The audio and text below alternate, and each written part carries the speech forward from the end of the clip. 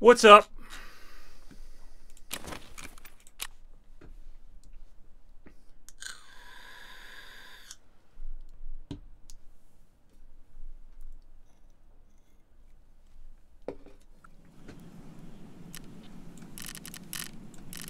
My scav case. Ooh, whatever it is, it's big.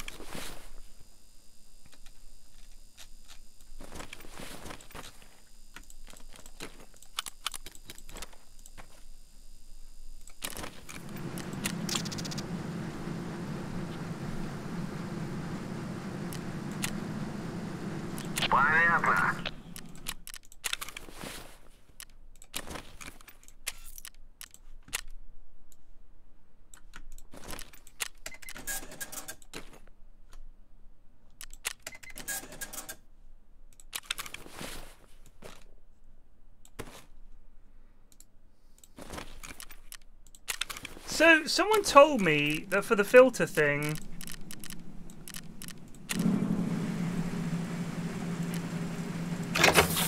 it's bugged, but let's try slotting in one of these things anyway and see what happens.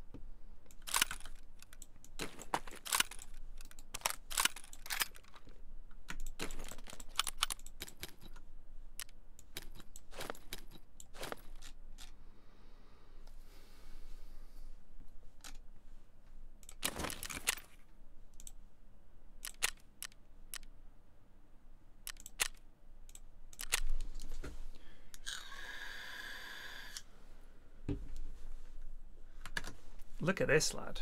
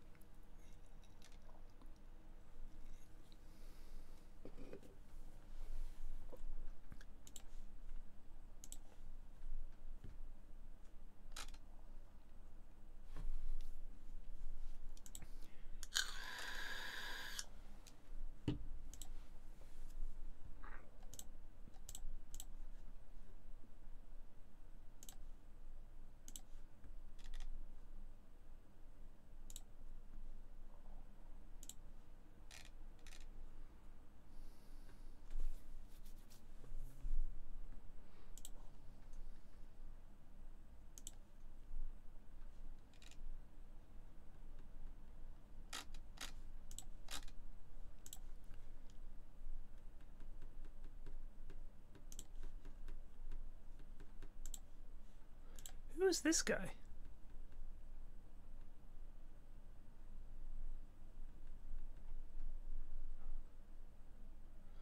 Oh, okay, I know who that guy is. Sometimes I follow people on Twitter and I forget why I followed them. And then I look and they're following me and I think, oh, we must have worked together or something. And then I look them up and I'm like, oh, that guy, that guy, that guy.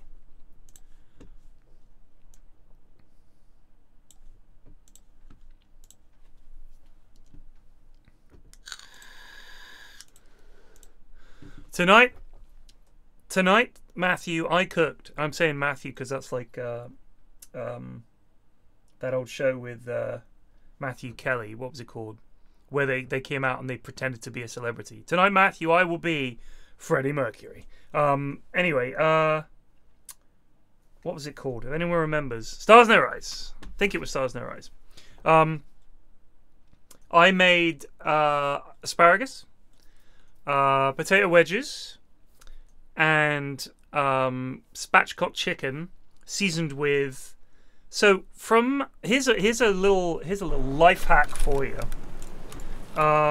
If you want to know where you can find decent herbs and seasoning and spices and stuff at a budget price, Tiger or Tiger I think it's called, or Tiger, maybe it's just called Tiger. It's like a Scandinavian shop where they sell tat, right? Problem just resubbed for 1 month. I am not kidding. You can get some really good shit.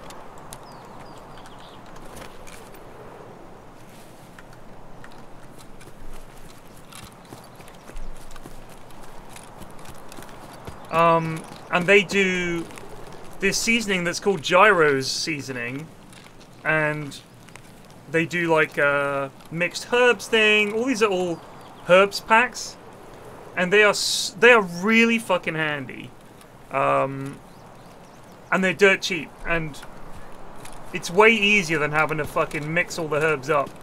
So they've got a gyro seasoning. I put that on the chicken with some smoked paprika, salt and pepper, bit of butter, bit of olive oil. Delicious. Delicious. But Tiger is just like a nice place. You can genuinely get some pretty decent herbs in there, along with some other tat, you know. It's good for if you do a Secret Santa at work. Easy. Go to Tiger, get some tat, like a dartboard that, you know, you can put a photograph on, that kind of shit. You can get that kind of stuff at Tiger. Labs is not a no-go map so much as it's one of the sweatiest maps, and getting the keys for it that make the map really worthwhile are hard to get. And I mean, the key you can vendor it for like 70k or something, so a lot of people don't bother going, and you're gonna bump into like the ultimo chads go to labs.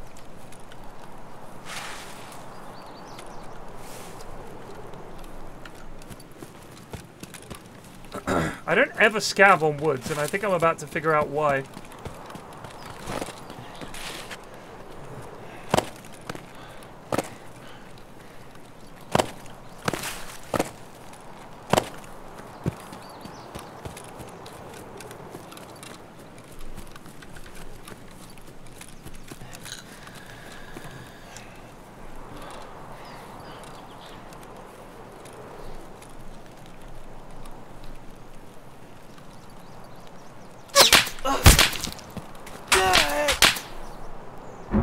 Was that Sturman, maybe?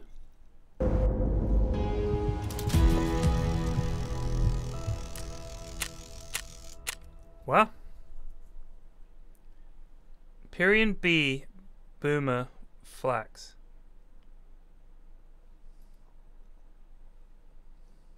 Boxy, is that you?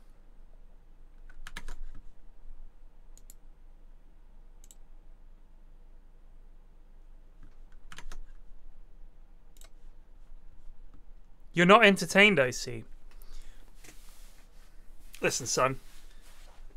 Just last time we chatted at any length was at the Stockholm Major. And you told me that the way I played Tarkov was incorrect, according to your reckoning. I'm telling you right now, how's your wipe going? I'd love to know.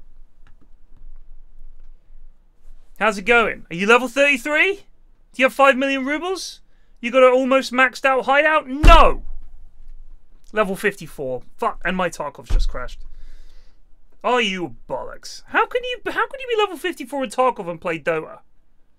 How can you fit them in? That's nonsense. You can't do both. This has taken me a month of playing this game every day. You're not playing. Yeah, I thought no.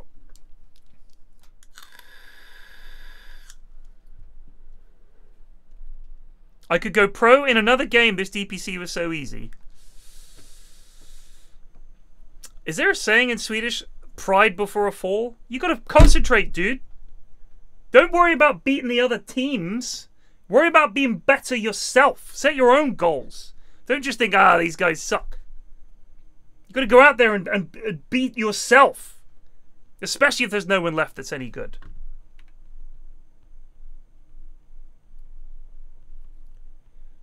They did go 7-0. Yeah, that's true.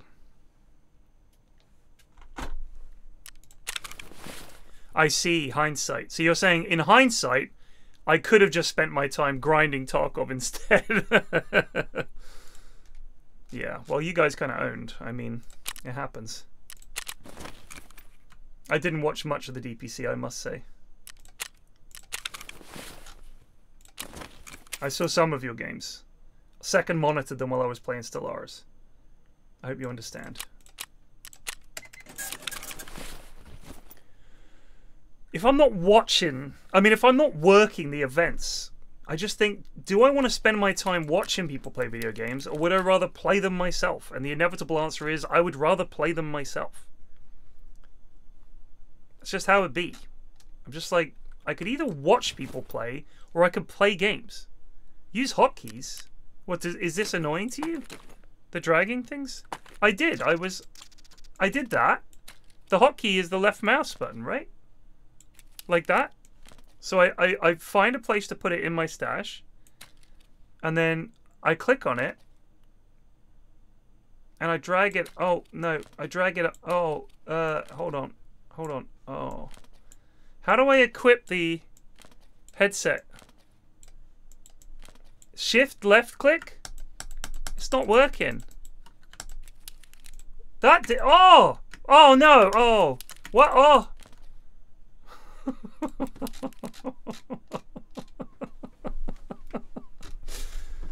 Go back to Dota, mate. Eh? This is a Tarkov stream now.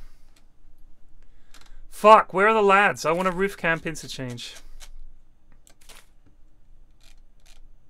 What do I even want to do?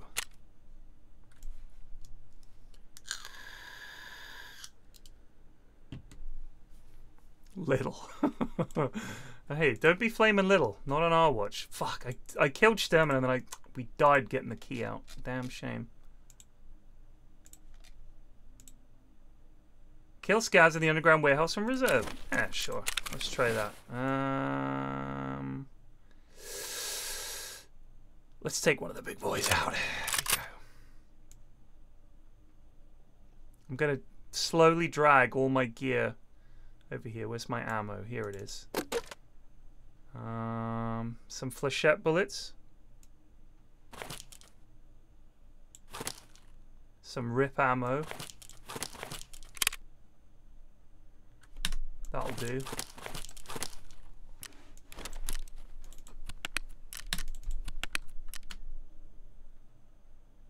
Fuck, I'm out of splints.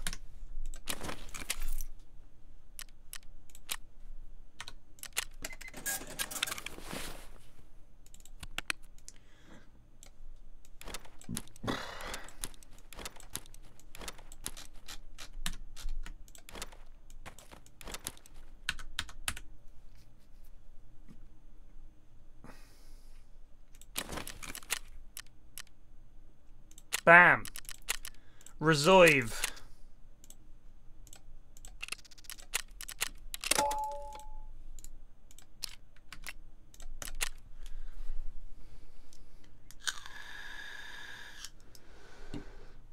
I mean, there comes a point where, like, you've got tasks you do, and you're doing them, and then you just suddenly get given, all of the traders give you, like, 8 tasks, all at the same time.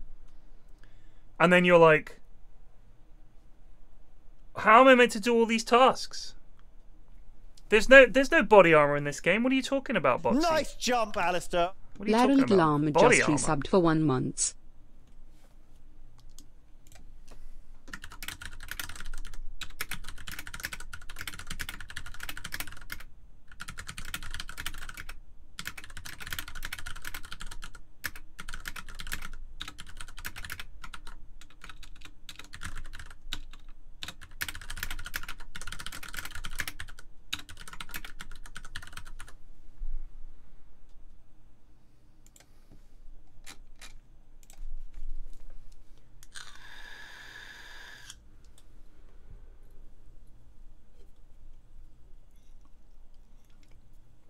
Look, Boxy, I'm like the Arteezy of Tarkov. I spend my time farming and farming and farming, and I just want to have all the money and all the guns and all the stuff ready. I'm a farmer at heart. And to me, Tarkov is a game about making money. That's why one wipe, this was about 4 years ago, maybe 3 years ago, all I did was acquire money. I had 120 million rubles and all these guns that were like super snazzy just in case I ever decided to use them. And I just solo ran reserve. Anyone in chat remembers the great days? The great days. Spawning in, running to the graphics card room, getting the graphics card up my butt along with the Tetris. Running to Steve in the underground bit. Crawling under there, getting Steve's stuff. Running straight to the next server room, all up the butt and out. That wasn't in the pandemic, was it? There's no way that was 2 years ago. That feels like it had to be longer. Slacks came in and showed me the Golden Road, the reserve Golden Road. And you go in with a hatchet, just run straight to the loot. Great times, great times. Come out of raids with all this cool ammo and weapons, just sell. Just for the, just had money. Just money.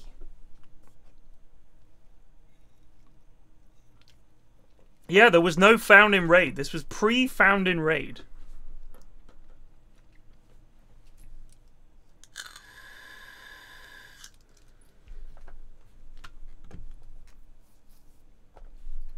The old drum mag Glock full auto. The Chad killer.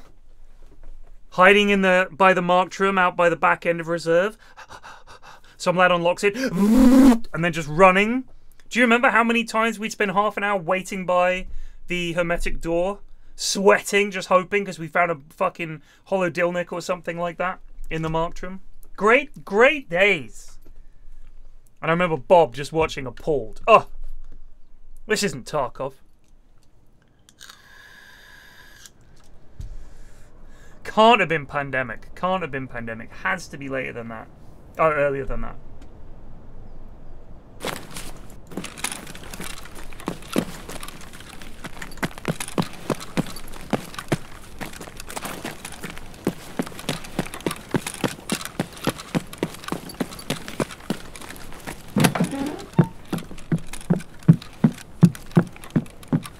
This gun is enormous.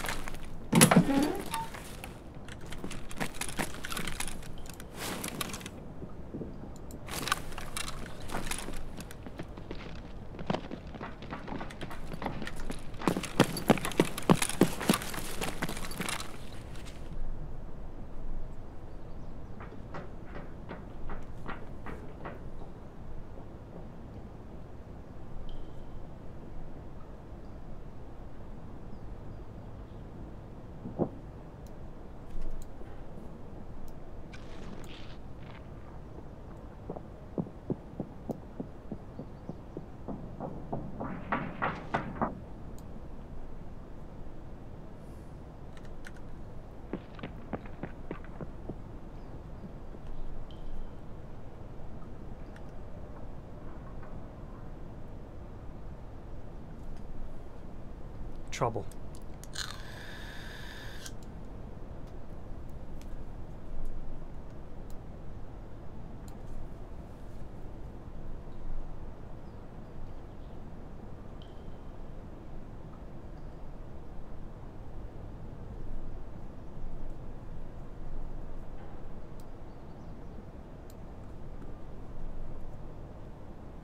I think I forgot to put body armor on.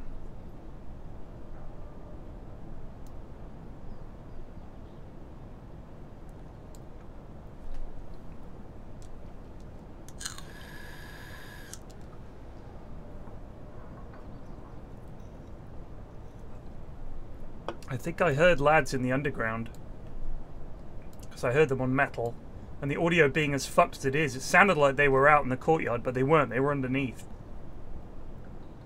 I think they'd come from over by medical building over that way, gone underground, clang, clang, clang, clang, clang. Now there's, I think I heard a lad behind me, either on the inside the server room going up the stairs there, or outside the roof area going up that way.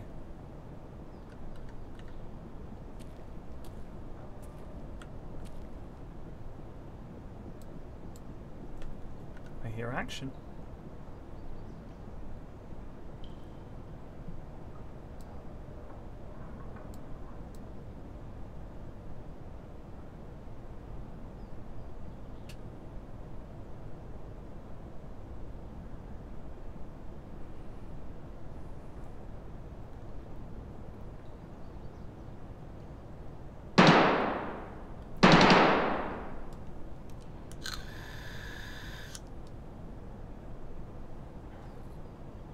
Summer 2020? No way. Just 2.5 years ago? Fuck. I'm kind of relieved that feels like a long time, actually. It must have mean I've done stuff. Well, I don't feel like I've done anything. For 3 years. Oh, baby, baby, how was I supposed to know? It's something. Oh.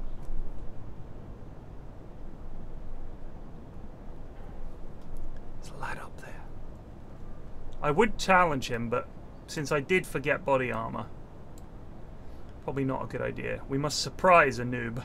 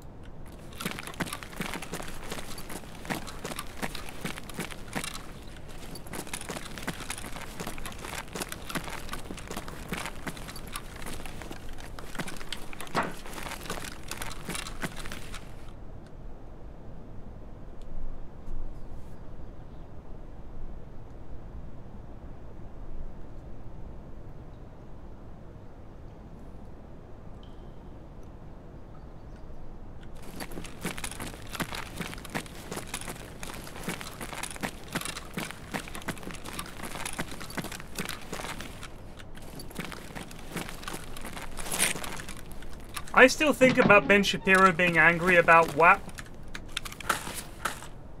every day.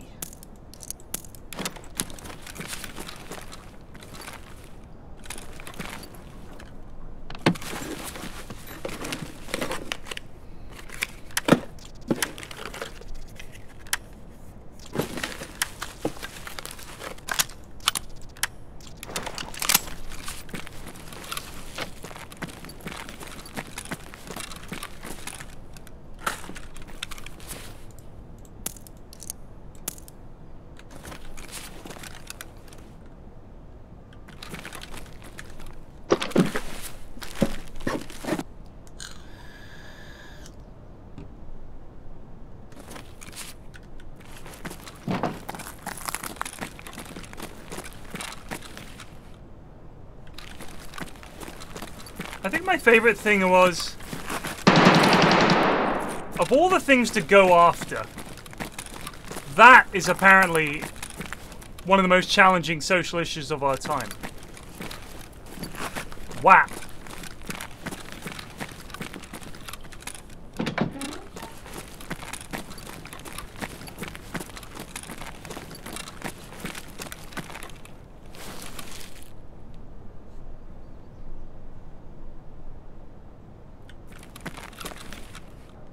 I remember him going on BBC television talking to Andrew O'Neill.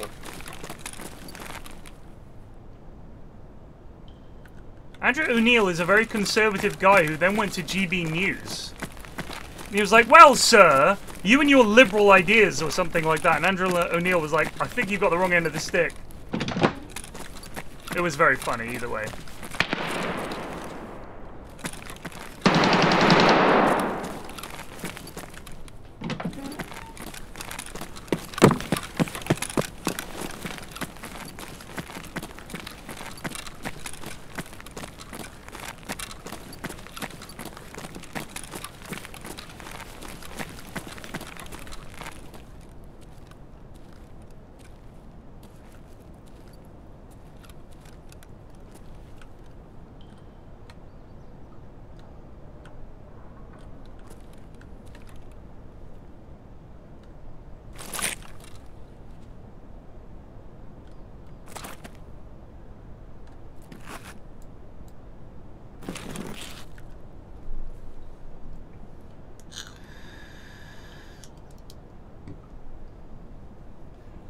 Yeah, but think for some of these guys, I'm not sure if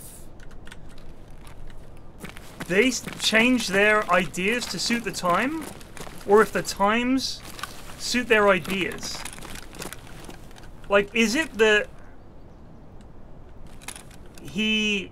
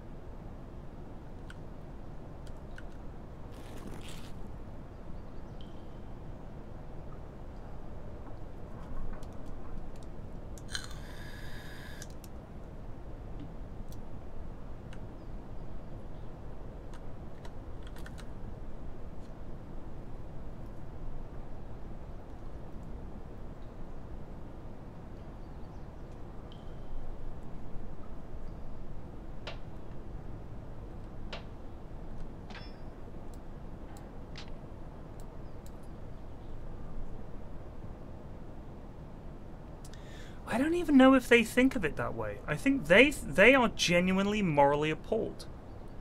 I don't think they're very bright. Look at his argument about how people that live near the sea are just going to move. When the sea levels start rising, you know that they're just going to sell their house and move? That's not an intelligent argument, is it? And I think I think any time that people challenge them in a way that requires them to actually think, they panic. I think a grifter has to be aware of it. I just don't think they're very bright, any of these guys.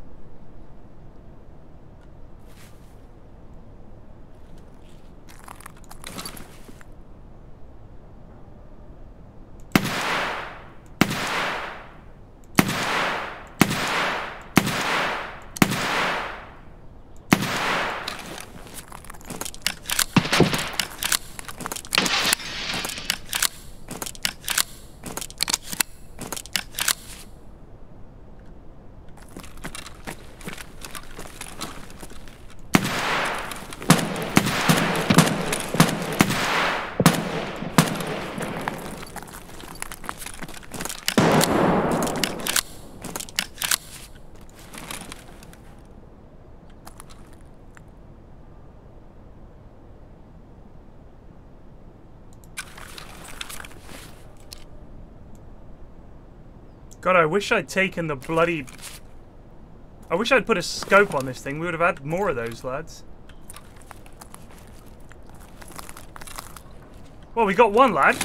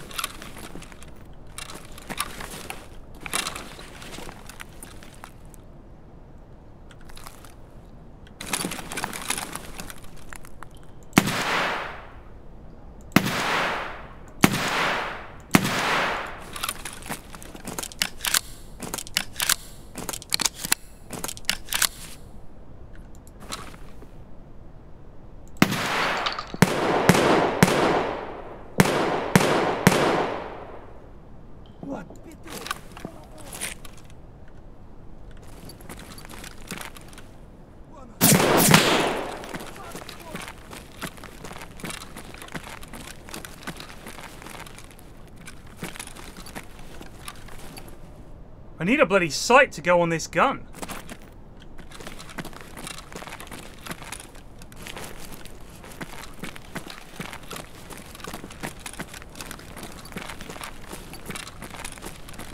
How are we looking for ammo?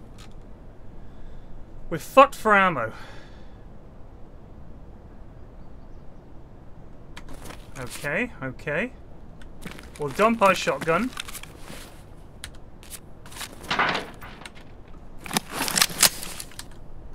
Two shots. That's all I need, baby.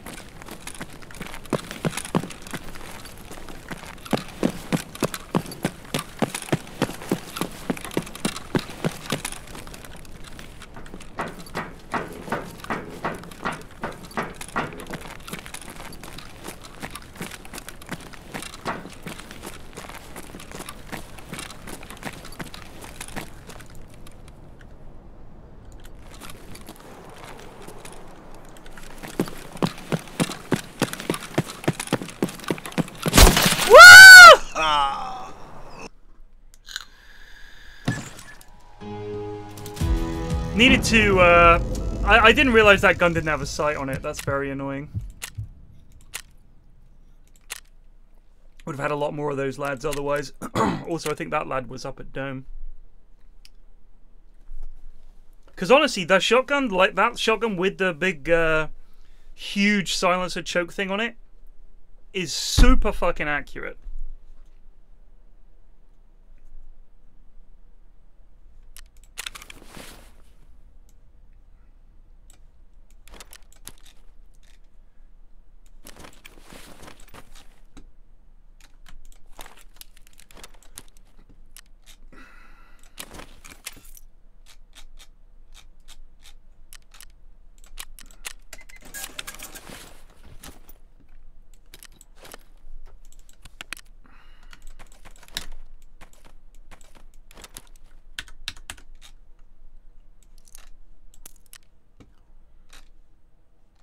I don't want to wear my gazelle. I need those for a stupid quest.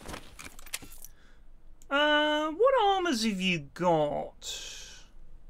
Look at this thing. Ridiculous.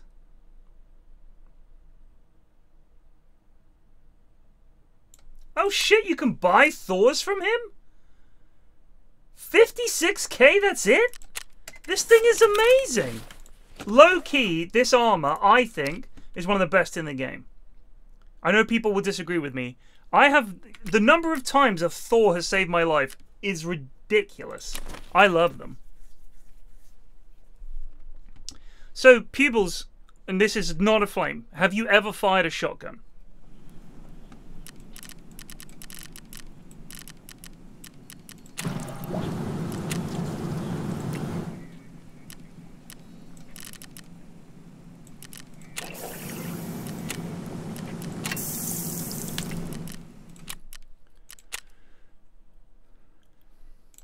You're not Pupils. Yes, in the US. So what kind of gun did you fire?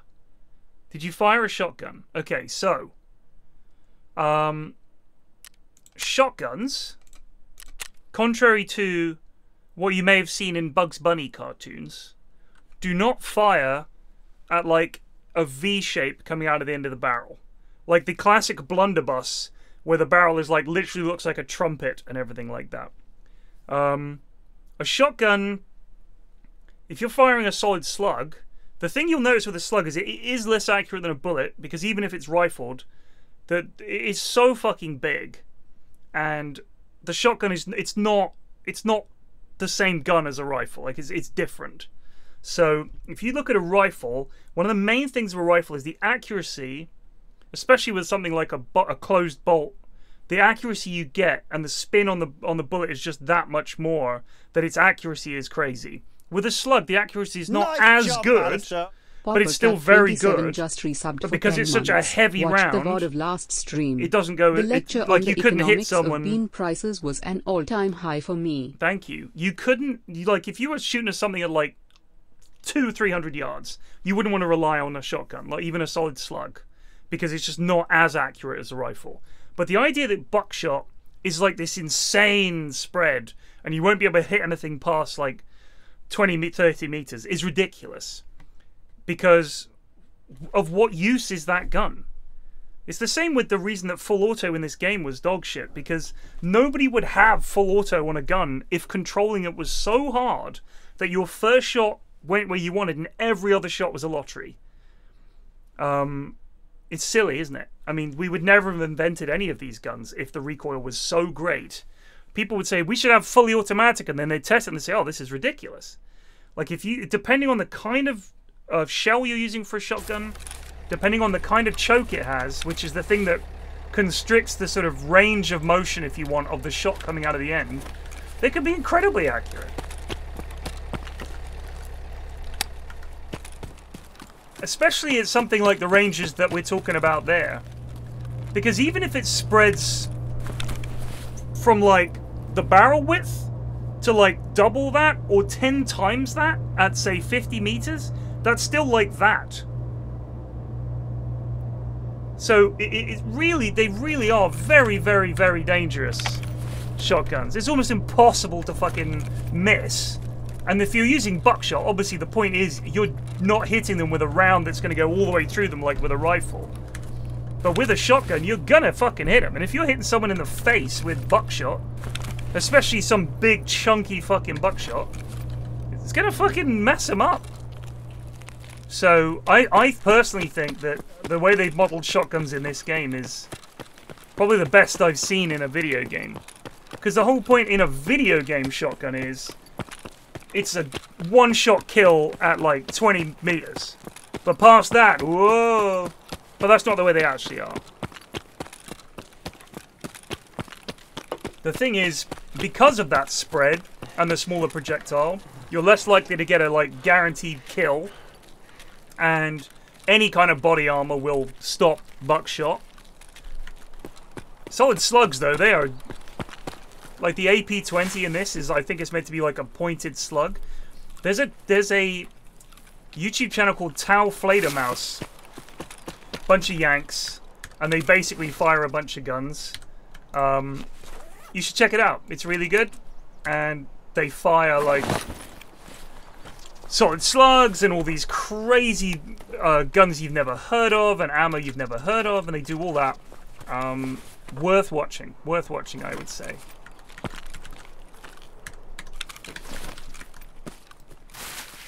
So if you want to know more about bullets, there's your, that's the one. Oh, hello.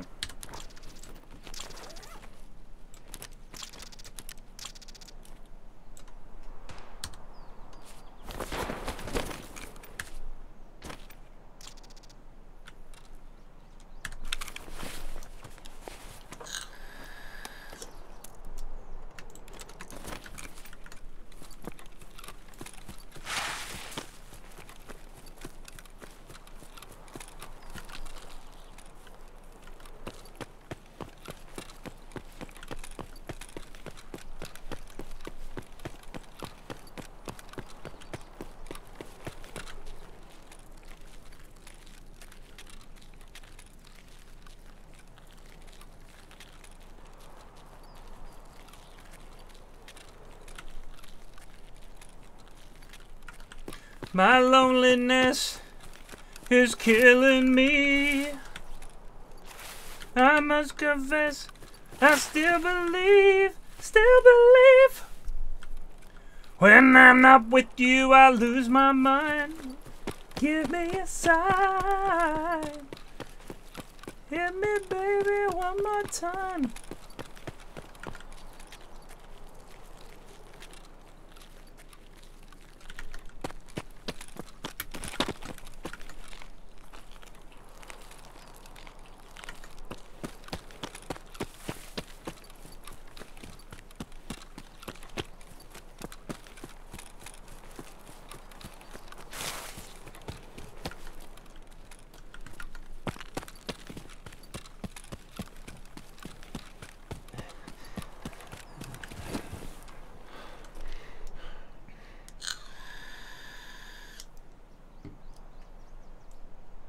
Well, sketchy because it's a video game.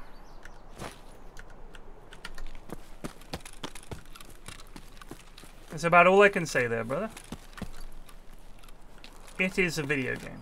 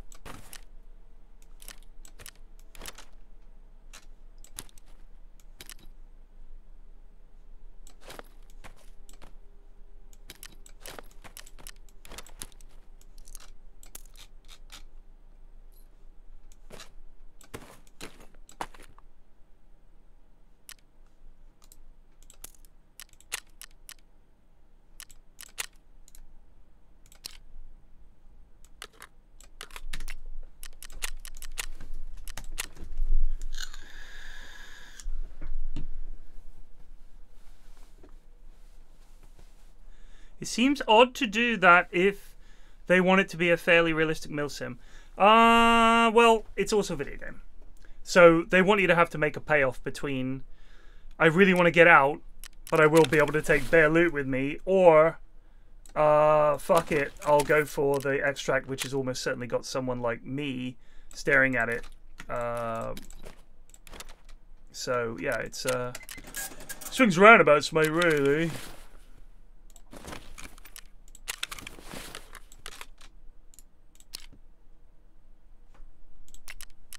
This is compatible with the AK-104.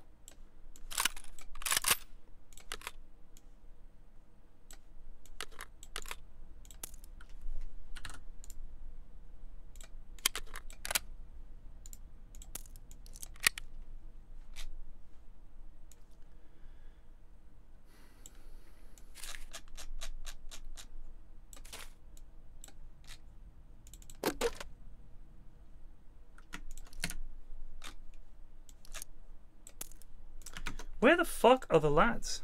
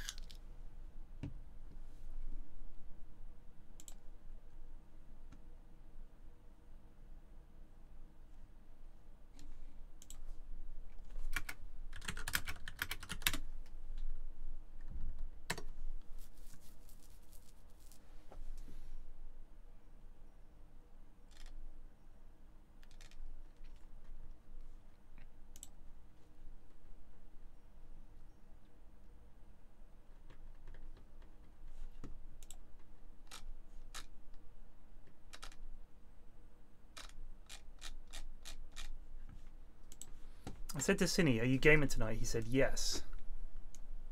Why has he lied? I need to get Sturman's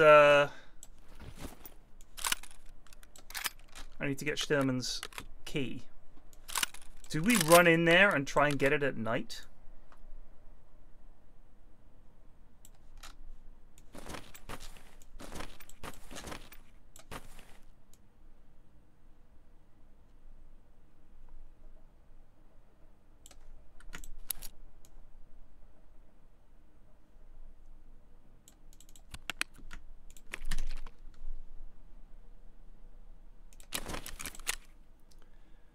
Favorite Cormac McCarthy book?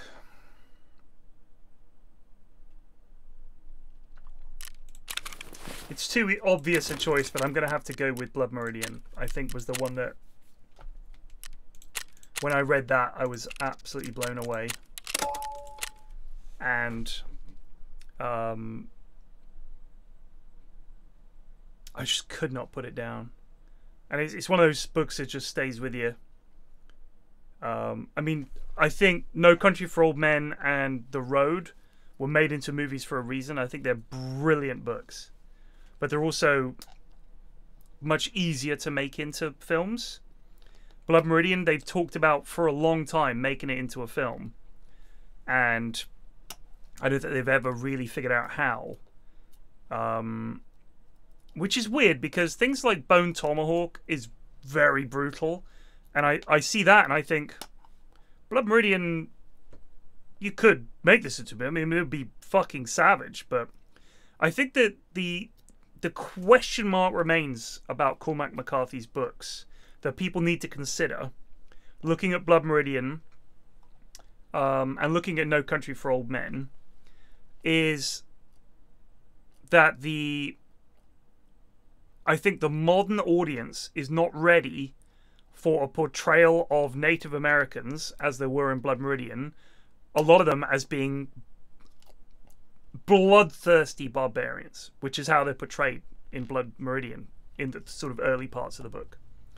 And then later on, you know, he meets a different bunch of Native Americans who were different, but essentially the ones that they sort of ambush these lads are brutal.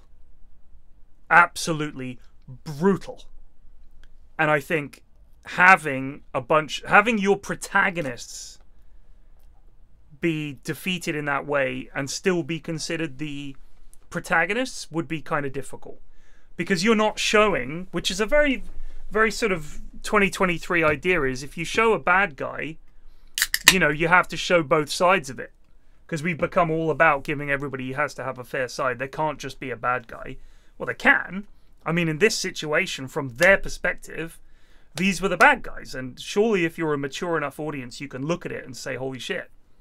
I mean, yeah, Bone Tomahawk is brutal. That's why I brought it up. But the thing is, in Bone Tomahawk, remember that they have Native American sort of allies, if you like, who are saying to them, these guys are fucking insane, and you've got to be careful. So they set the scene. You don't have the white characters saying, these guys are barbarians, and then they are, because that's almost like too on the nose for what they were actually saying about Native Americans at the time. It's become very hard to tell a story, a historical story, from the perspective of those characters without giving a nod to, well, of course, nowadays. But the problem is, if that's the way we think nowadays, you don't need to say this in the film. We should understand that those characters are backwards and the way they think is wrong and different from the way that we think now. But that's still the way they thought.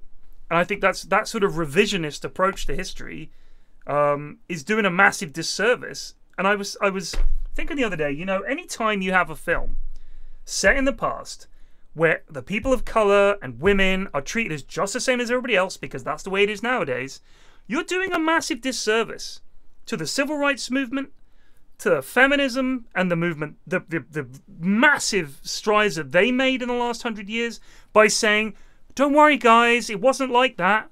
It was different. Yes, it was like that. It fucking was like that. You can't just ignore it because it upsets some people. If you're gonna tell a fucking story, be honest about it. And don't gloss over the sacrifices and the amazing advancements that some people made just because that doesn't suit a fucking newspaper. If you can't look at history through a modern lens and say, holy shit, that's fucked up, but still watch the movie, if you're like, well, this isn't acceptable because they didn't do this and we wouldn't do that nowadays. Yeah, but you're also saying, well, in that case, we should ignore people like Martin Luther King entirely because that didn't happen. He didn't need to do that. Yeah, he did. The whole point is that by ignoring the reality of the time, you're ignoring the reality of how we got to where we are now. I find it very, very annoying when people gloss over that shit in favor of saying, well, it wouldn't be nice to show the Native Americans as barbarians nowadays because, of course, that's not how we think. Okay, but that's how they thought. And it was a brutal time. And I'm sure they did fucking kill people. And who could fucking blame them? They were at war. But to ignore that, I just think it's disingenuous. Massively disingenuous. You're going to make a historical movie, you've got to come to terms with history. It would be like making in 100 years' time, they're going to make a World War II movie about the Germans, and all we're going to see is Nazis who are saying, "This is wrong, Hans. Yeah, I know, we shouldn't be doing this because, of course, everyone is equal, and we don't hate the Jews." It's like, no, I'm sorry. There were Nazis in World War II. You got to tell that story. It's just silly. So I think it would be difficult for them to make that movie. Having said that, if you look at No Country for Old Men, I wouldn't say for 1 second that Ed Tom, the sheriff, Tommy Lee Jones' character in the movie, isn't a little bit racist. And that quite a lot of the book is essentially saying these Mexicans changed everything. That's essentially quite a core part of the story. Anton Chigurh is a foreigner and is the most dangerous character in the book. And the Mexican drug gangs are the ones who changed everything. And he goes and warns the good old boy, and says to him, "Oh, you got to be careful." You know what I mean?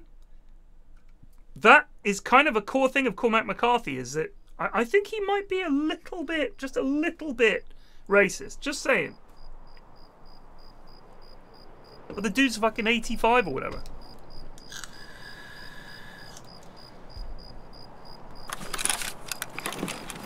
Where am I? We have no night vision and we're going to try and take on Sturman. I know where we are.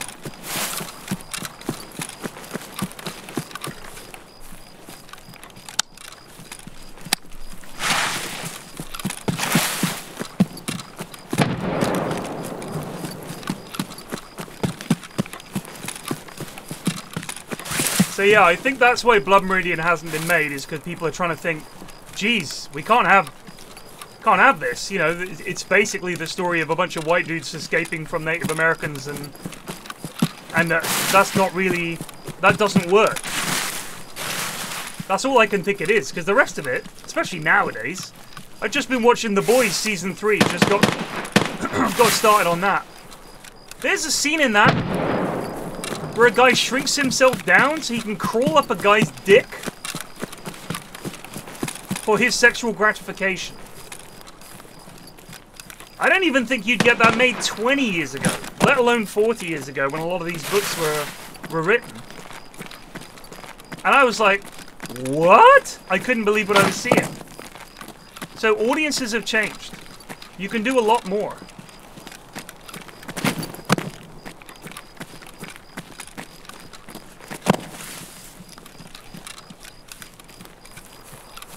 People are ready for crazy shit. So I think in that regard, the madder elements of Blood Meridian would work.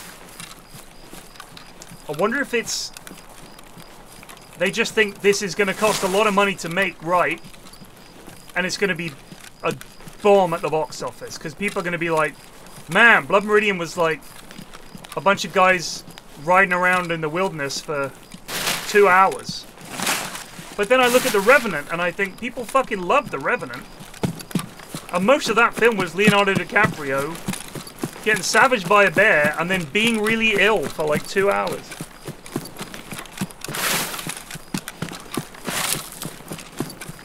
Either way, I don't know. I would love to see it as a movie. I mean, something like Children of God, I think it's called.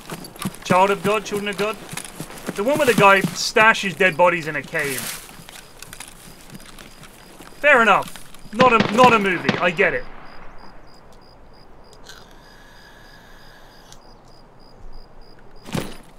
I mean, Tropic Thunder... I know that, what's his name? Jamie Foxx, it was on Joe Rogan, unfortunately, but he went on Joe Rogan and he said that he doesn't understand why people were up in arms at all. I think in some cases, the problem is if you can't consider the source and you can't say, well, yes, this is unacceptable if it's done wrong, but this was done right, and he's the butt of the joke, and you have black characters challenging him and calling him out on it, how is that not okay? Like, I thought that film was not very good, Tropic Thunder, but Robert Downey Jr. is the best thing about that film, because he's very funny. Нормас, нормас. Охуенно сейчас поживимся.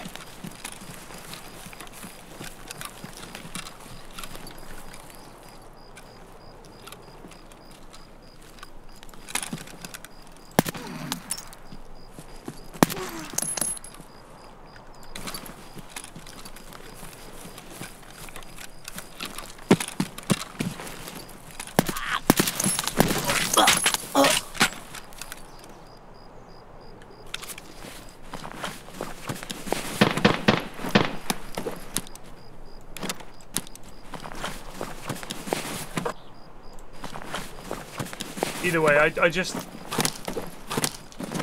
I feel like there's definitely something to be said for understanding where the humor is meant to be coming from, what the jokes are. If you're making a film where Robert Downey Jr. blacks up at the expense of black characters, that's the kind of movies they used to make, where white actors would black up to play black characters because they wouldn't cast black actors, and the black characters were caricatures and the butt of a joke, and they were like clowns. That is clearly unacceptable. Clearly. And there's no way you could make that film nowadays, I would hope, because audience would say, what the fuck are you doing? But the idea that Robert Downey Jr. blacking up in Tropic Thunder is default unacceptable, I don't think that makes sense. I think it entirely depends how it's done. Like all things, there's way more nuance to it than yes or no. And I don't know anyone who had a real problem with the movie that actually made a good point. I just think it's people being stupid, saying what they think is right. I mean, there's a Twitter account I follow called Brain Dead Bird App, which has some of the worst takes I've ever seen regarding progressive issues. And these are people who you would probably say are progressive people, super right on, but they don't really understand what they're saying. They've kind of caught 10% of what it means to be moral and good, and then they just think, oh, it means saying no to everything, and not really understanding why. That's what I think the problem is some people think they're really right on and progressive, but they haven't actually thought about what they believe or why. They just think it means saying things that sound off the top of their head. Yeah, that's correct. Like, for example, I saw this one tweet, and it was a woman saying, if a woman accuses a man of rape, even if he's found innocent, he should go to prison, because people have to understand that this is the only way to make up for the treatment of women. That is insane. That is what we call insane. And I don't think that's a bad person. I think that their heart, in a way, is oddly enough in the right place.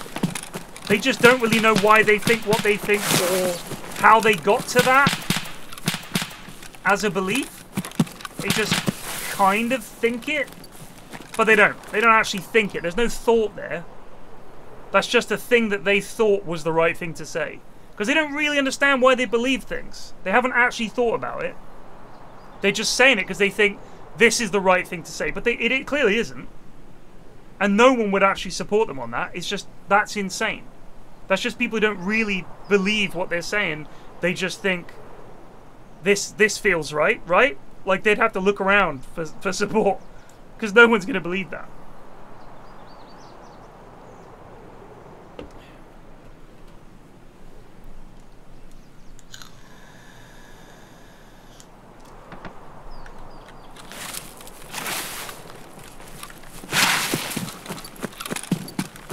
I don't really understand what the saying, the road to hell is paved with good intentions, means. I know the saying, but I don't really understand its origin or what it's referring to, so I couldn't comment on whether that's correct or not. All I know is, I don't think that most people really understand why they think what they think. They don't challenge their beliefs ever. I try to challenge what I think all the time, because if it can't stand up to me questioning it, is it worth thinking? Probably not. I mean, there are some things that I just think are de facto truths, and I don't think they're challengeable. Like equality of gender, equality of race. I believe those things absolutely. But I would never say something like that person said, because that's clearly insane. But if you said to me, well, Piran, I'm going to change your mind about whether men and women should be treated the same, you never get, there's no argument you could make where I would think, yes, absolutely. Women are lesser. You know what I mean? So there are some things I know in my heart are absolutely true. But there are a lot of other things that I have to think about and question, especially when it comes to politics. And you can't question what you believe, and what's the point?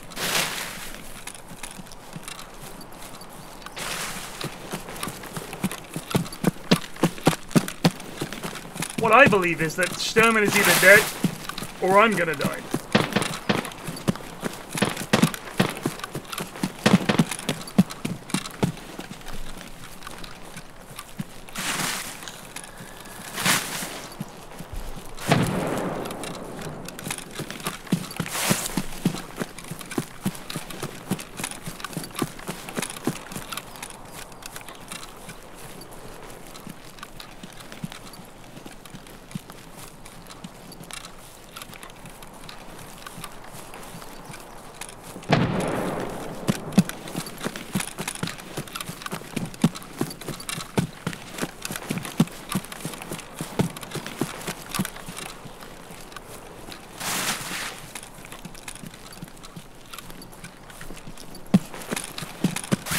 So yeah, Blood Meridian.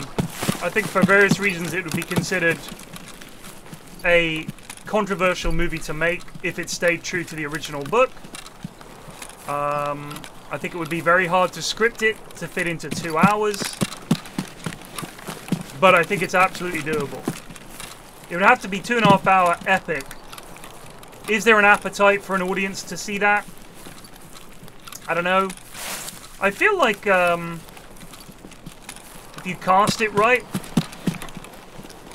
it would have to be like just fucking stellar acting. Ocean_2 It would be really good. for 55 months. This is a great book. Of laughs.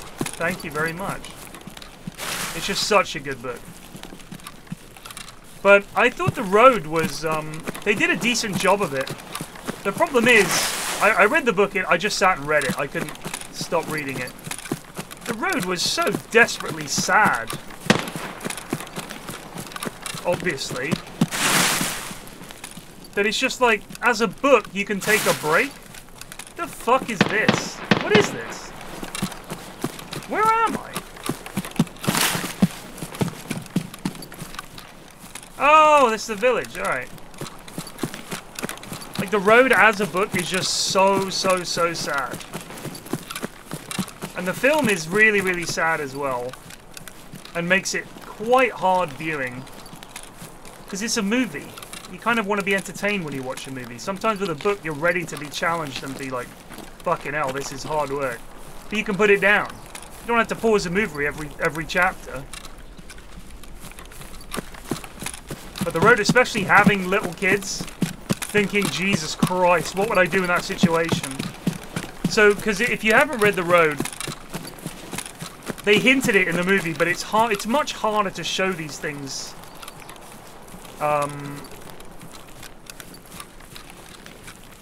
On screen, because a lot of it is the thought process of the characters.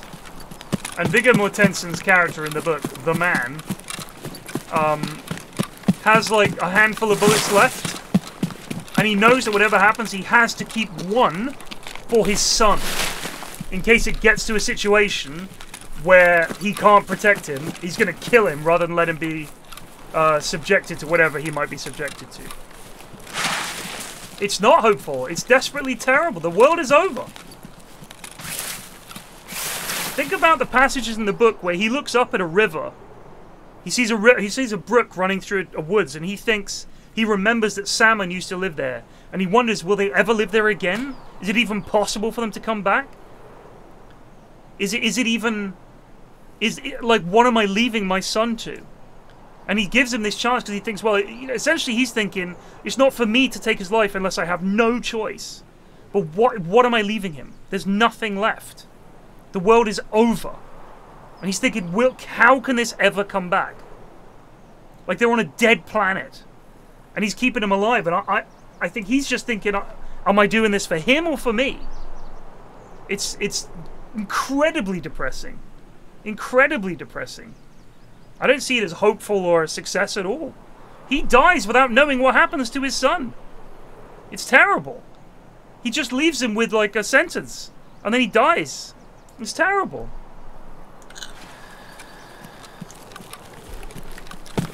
It was incredibly depressing. I cried my eyes out. There was no hope at all. It was over. The world is over, and none of the good that he remembers can he leave to his kids. His son is going to grow up in a world of misery and grind, and there's no goodness left in him. And he's too weak to do it, to just kill him and kill himself. That's what I took from it. But he's clinging on to the old world.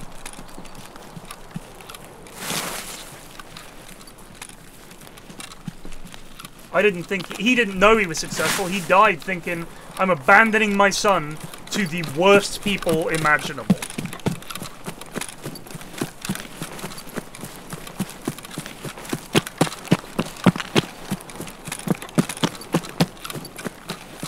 It was terrible.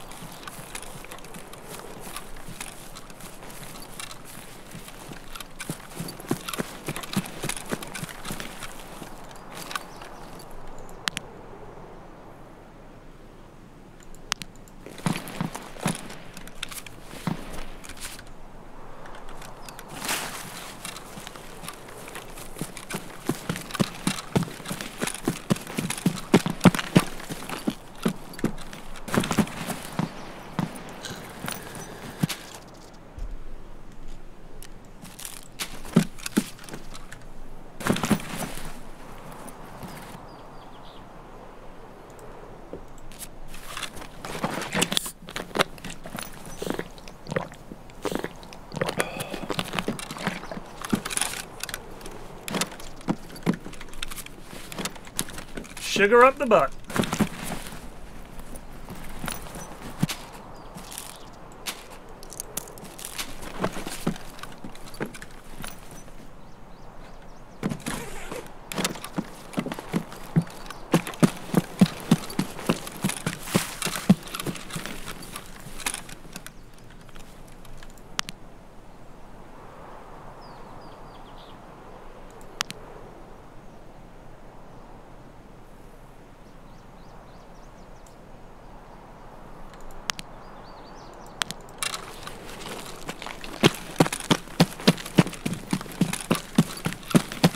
I'm glad you saw it as a positive story, though. That's nice. I was just thoroughly depressed by that book.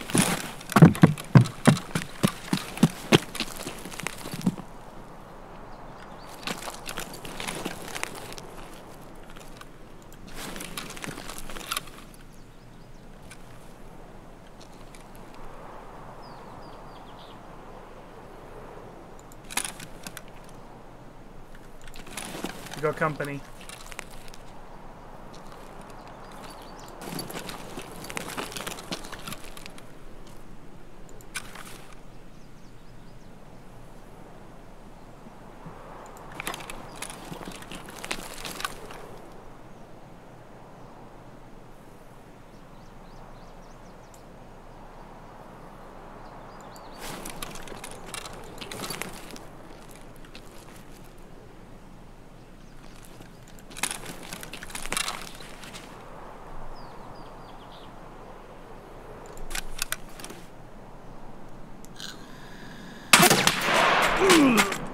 Cool.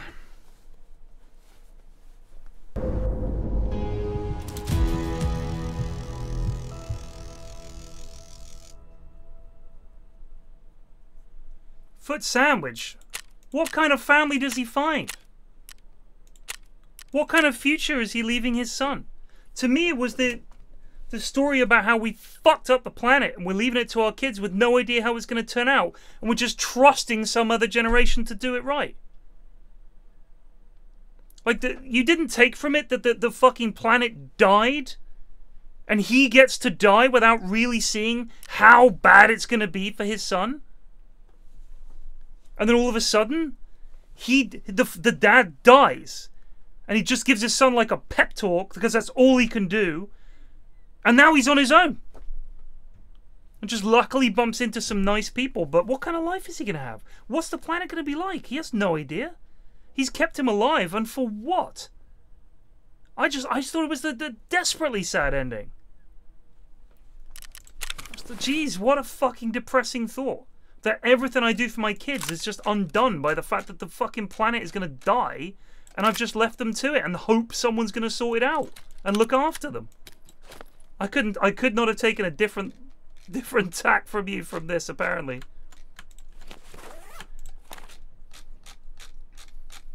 But like I said, if you found it, like, uplifting, good on you. Like, fuck me. I wish I'd found it that way.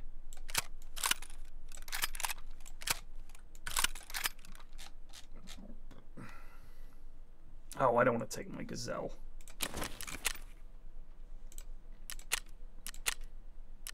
Nice jump, Alistair. William Ritz just resubbed for 1 month. Possibly. Yeah, possibly, Cortez. I just felt guilt. Just massive guilt. Horror. Yeah. I'm just doing a scav run. Are you ready to do things? Yeah, that's right. I died to some big boys. Oh, that's right. I'm nice jump, Alistair. Finishing off Rob a custom P. Giraffe trade just now. resubbed for 11 months.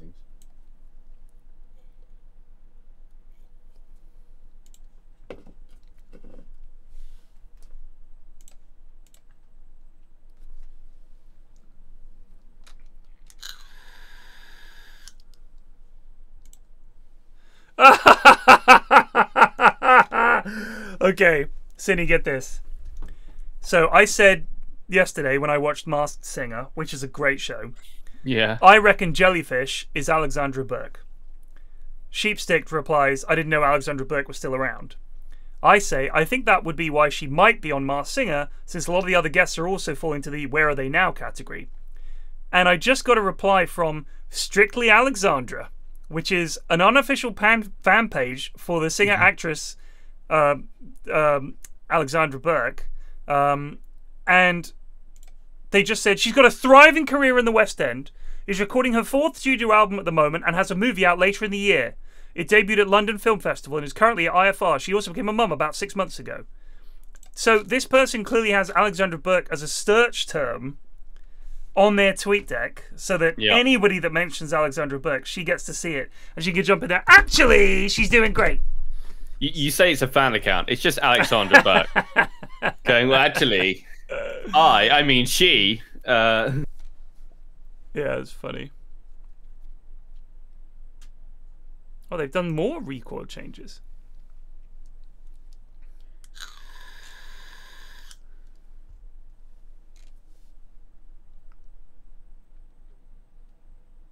The irony as well is that if that were me, I'd be like, could you not be my ambassador on the internet? Because I know you think you're helping, but you're actually making me look like the worst person.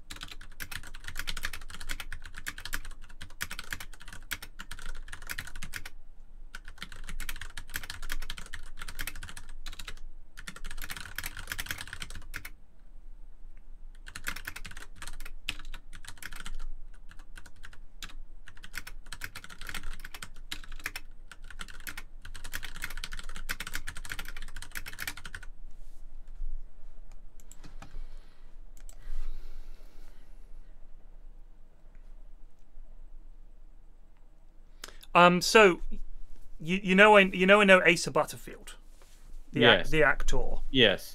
Through Blitz. Through Dota and Blitz. Like he's been, I've seen him at multiple TIs. I think going back to like TI 6 or 7. He's a big Dota nut. He works for Team Liquid. Hold on a sec. Got to take me. Does he? Hold on.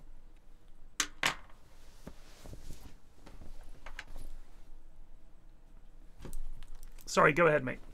No, I said I didn't realize he worked for Team Liquid. Yeah, he's like an ambassador for them or something. He tweeted about it. So we chat on Twitter occasionally. Going out for dinner with him next month. Cool. But I'm not gonna like take pictures and be like, hey, it's me with Asa Butterfield, because if you do tweet at Asa or you're in a conversation with him, He will reply. The people, like about 50 teenage fangirls, will reply to your tweet just with, "Oh my god, Acer, I love you, heart, heart, heart," and just like endless. And your Twitter feed is just filled up with insane Ace of Battlefield fans. It's very funny. It's very funny. Bless them. Bless them all. So yes, fan accounts and people that are like obsessive fans about a celebrity. I mean, think what it must be like to be a celebrity and have people like that out there. Yeah. And if you bumped into them, think how crazy that would be. I mean, we were out having a meal one time, and the waitress recognized Asa, and we were out another time, and the waiter recognized him, and they were like, "You look really familiar." It was really funny. They couldn't place him. I think one time they were like, "Oh my god, you're Ace of Battlefield," and he was like, "Yeah, hi, what's up?" And they were really nice, but then other times they just like they couldn't place him, and it's weird because when you're out with someone that's actually famous, they get recognized all the time. You'll just see people go, "Oh my god," like that, and they're like, "It's crazy." Imagine that being your life all the time. That'd be crazy. Sounds awful. Yeah, it'd be really crazy. Like anonymity is. It's amazing. Yeah, it's OP. Right. I really don't like being bothered in the street. The idea that some rando. I remember Barack Obama, who was obviously he was the president sitting. S tier famous. Right. Big fan of the stream. Yeah. He's saying anonymity is one of these things that you take for granted, and then he realized he's never getting it back. Ever. You know, he's to a point of fame that in 50 years, if he's still alive, he still won't be able to leave his house. Oh yeah. Oh yeah. And that is just, yeah, that's crucifying. Yeah. Not down for that. I mean, there's a reason. I think they stopped it actually, but the ex-presidents used to get lifetime Secret Service protection. Because of course, you don't have to be president for people to hold a grudge. Yes. And I think they stopped it. I'm pretty sure they stopped it. But you used to get lifetime protection. I'm sure that that was a thing that they got rid of, but maybe not. I hope they still have it. They're probably living too long. That's why. It was all fine when they died at 50 or whatever. Just somebody look it up, because I thought they'd stopped it around George Bush's time. I use U to throw stuff on the ground.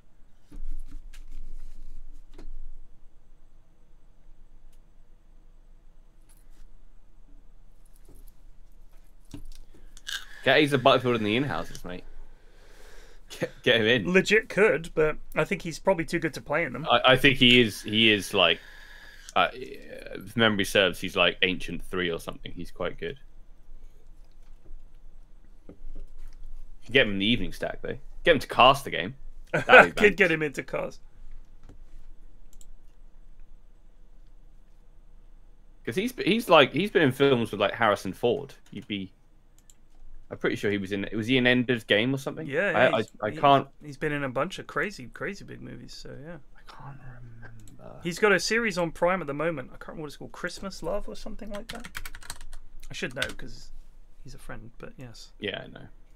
25. I imagine being 25. Sex Education, I think, is what it's called. Oh yeah. That's I know that show.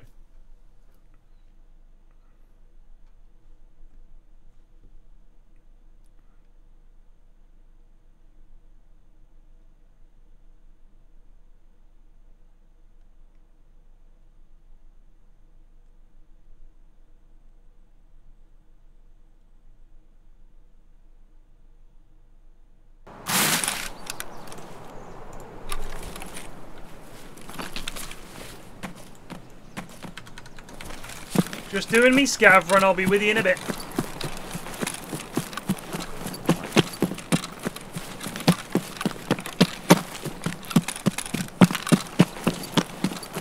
I mean, I think at the moment, because he's young and handsome, he gets a lot of, romantic kind of stuff, which is just not my bag at all. You know what I mean? What do you mean it's not your bag? I don't watch any romantic stuff. Oh, I see. Right, yeah. it's just not for me. No, no. But I'm looking forward to his grizzled Matthew McConaughey phase when he becomes like the guy you go to play crazy people. You know? Yeah. I'm hoping he reaches that point. That's what I'd love.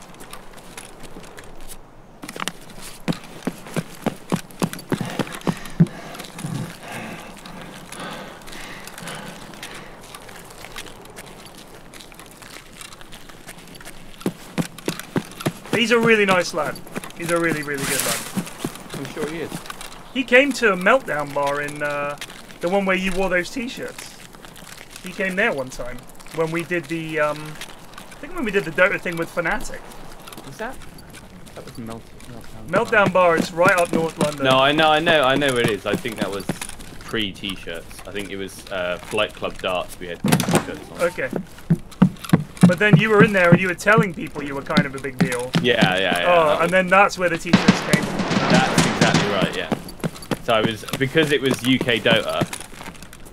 It was because it was literally in the UK and it was Dota night at an esports bar. I thought, fuck, I bet everyone here's heard of PFlax.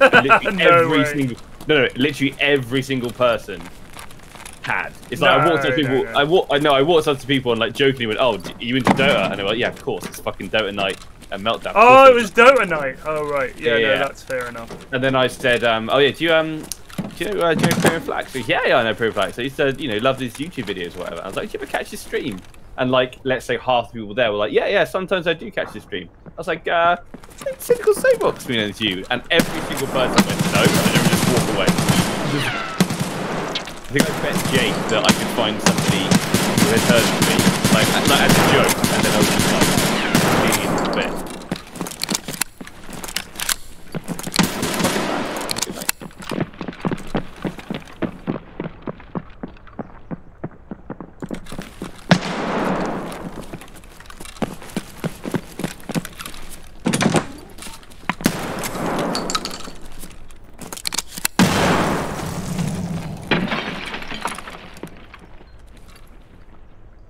Mess tangling with some very serious young men.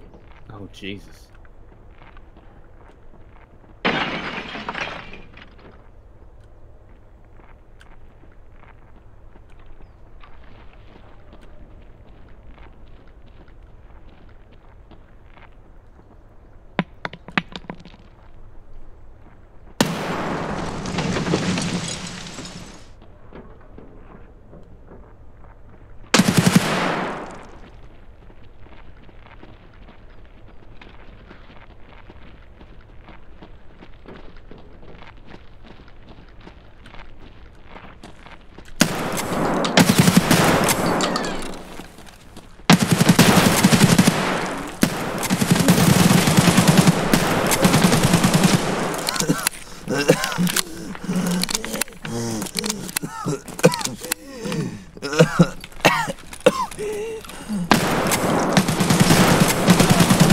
Wow. 3 nades and about 200 rounds to kill a scav. I hope they enjoyed that. I wonder if I hit any of them. I somehow didn't hit any of them. Not having a rear and front sight on your gun, it's kind of a... yeah, it's a bit of an L. Kind of a ruiner. You literally can't aim, right? You can sort of hip fire down sight. That's about it. But it was slug rounds, so I had to try and be precise. I just wanted to get one of them. I don't think I've ever seen lads so angry about a scav before in my life. I hope they were disappointed when they realised it's a scav with nothing. Got him, guys! Got him! What's he got? Oh, not much. He's got a... Yeah, no, he probably shouldn't have fired 1,000 rounds. What kind of quest do you wish to go on, sir? Be nice to do actual interchange.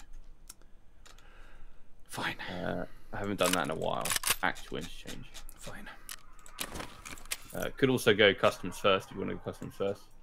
I'm down for whatever, brother. Okay. Just called the car, so I'm.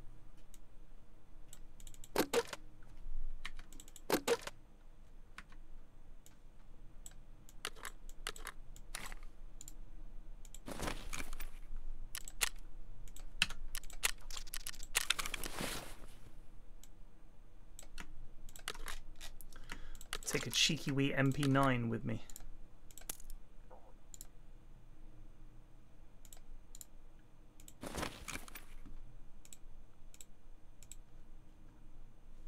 Shit.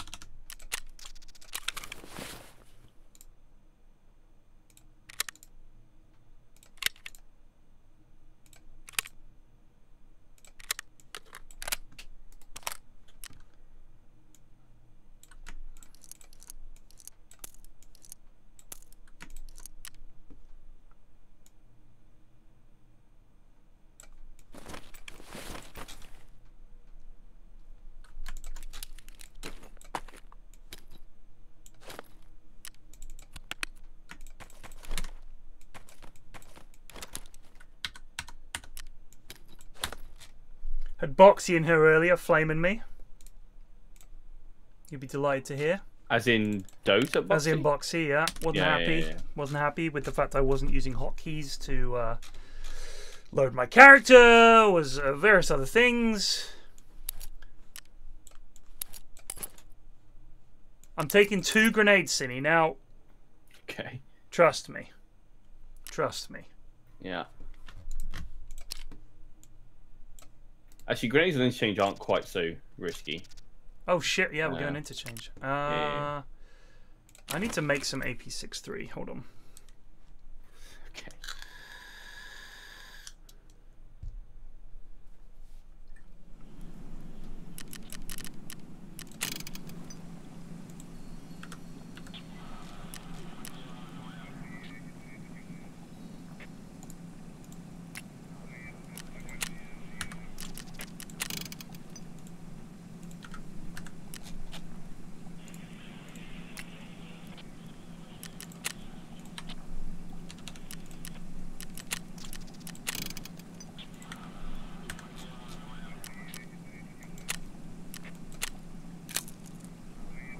$15. Fuck me.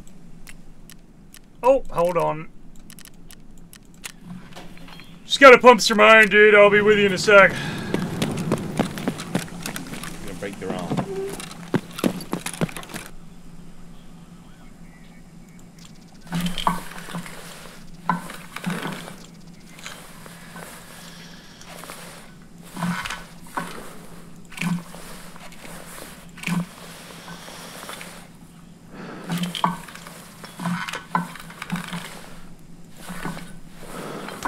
Oh, I'm gonna break something.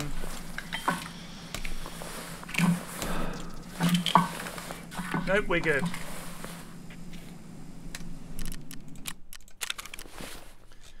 Whew.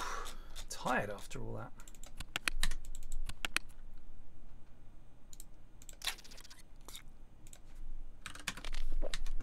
Right. Right, I'm ready. Customs or interchange? Interchange. Interchange. All right. Real American. I do have to hero. kill killer, so. Well, it's do the not- perfect map. I do not have the means to kill him, but I have the will. Okay. Let's do it. Send it.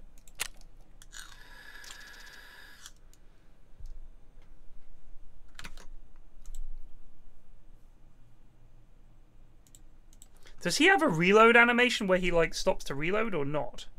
Yeah, I think so. I think most of the bosses reload, don't they? I guess. I'll pop to the loo anyway. I don't think they actually run out of ammo, but they will reload.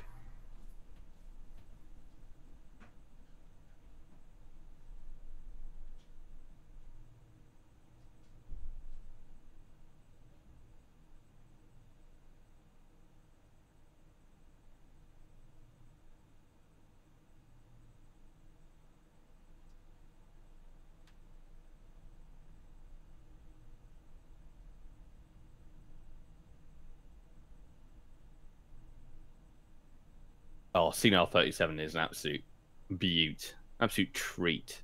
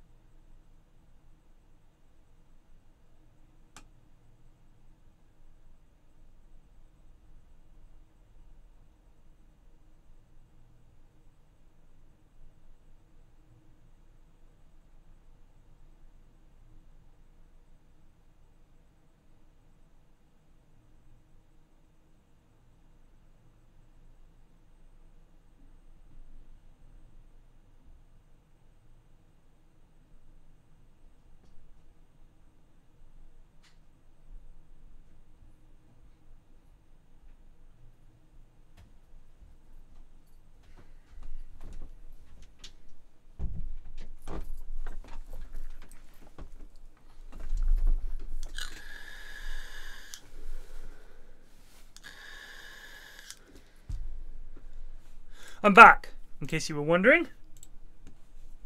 Good, good. Well, we're awaiting session start. So it's a perfect time to be back. Mrs. F has to be out the door by 7 a.m. tomorrow. Ah, fuck that. I don't even know what 7 a.m. looks like, mate. If I wake up at 7 a.m., something has gone wrong. Like, I know all these people have, like, jobs and shit like that. You know what I mean? I know you have a job and, like, people have jobs. Yeah. My concern is, one day, Cinny, this is all going to end for me. I'm going to have to get a fucking job. Yeah, but real jobs these days, for the most part, are like remote. You just fucking bing chill. Yeah, but they're not going to be like you start at 9. They have to be like you start when you feel like it's time to start work. And if you want to take a day off, you just take a day off. Which is where I am right now.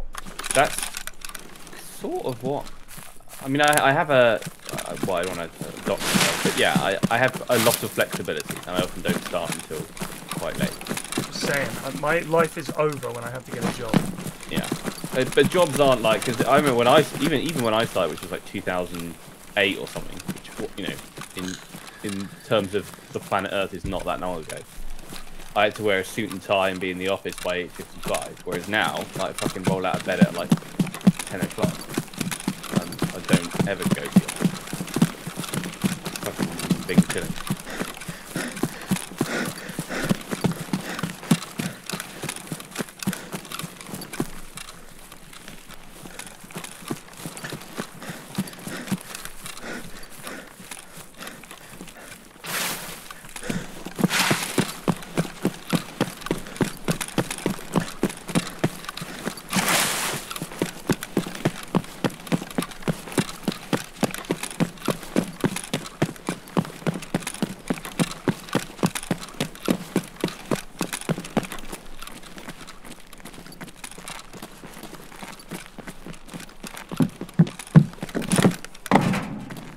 I'm not a content creator, boys. I'm a content facilitator. This is true. Facilitate the creation of content by others.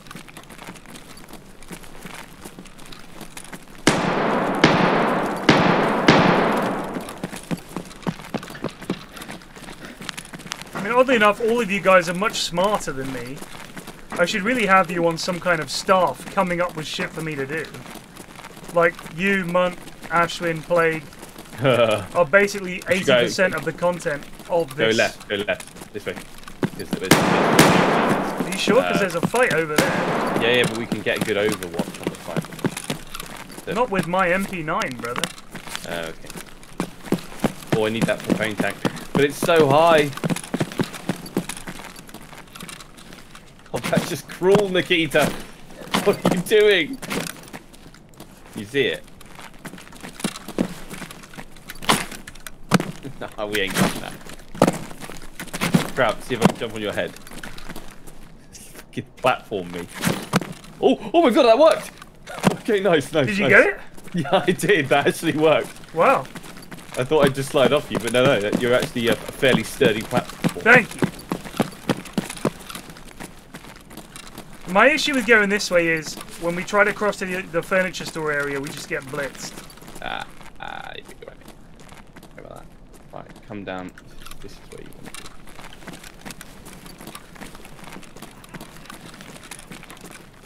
be. We can go furniture store area if you want. No. You want to get into the mixer. The scab's over there yelling, I heard him.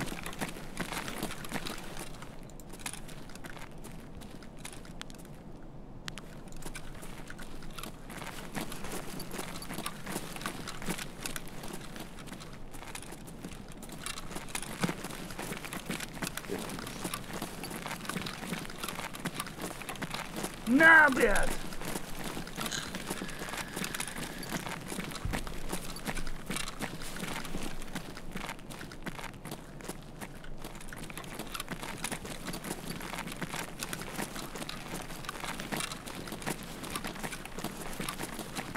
Someone's already taking car.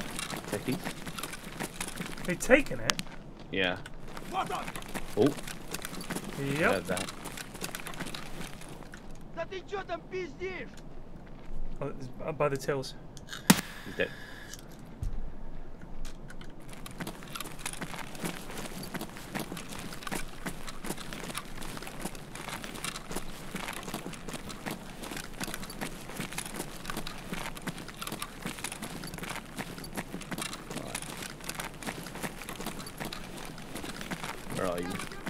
Scav at the far end. Got him. Sure. Yep. Definitely another one then. He's dead. To our left, movement.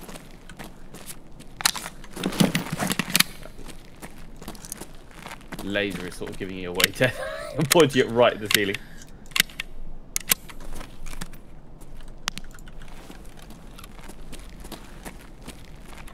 You want to go round to the left? Yeah, go on then.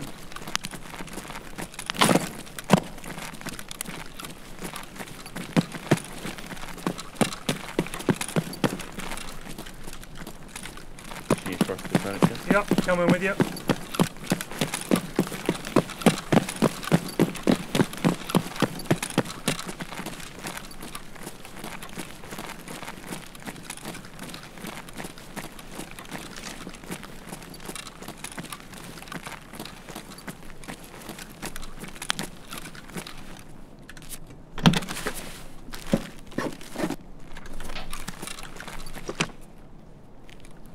I think you push towards that. Where is it? Nice jump, By the Alistair. lobby. Link Stinks just resubbed for 6 months. Crack an egg. We may as well check technique first. I'm coming.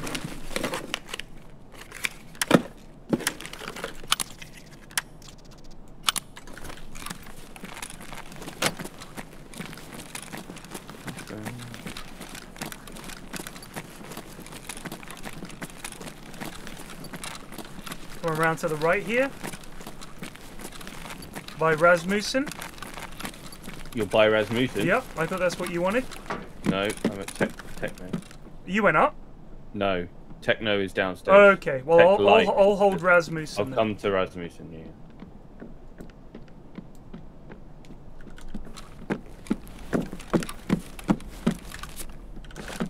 There's a guy pushing me at Techno. That's just opposite furniture, isn't it? Are you still inside? Yeah, I'm fighting two lads. Where are you? In Techno, Ted! Yeah, where? But by the bottom of the stairs. Killed one. Yeah. Are you dead? Yes! I got like 2v1. That's Techno. Yeah, I know, but I said, where are you?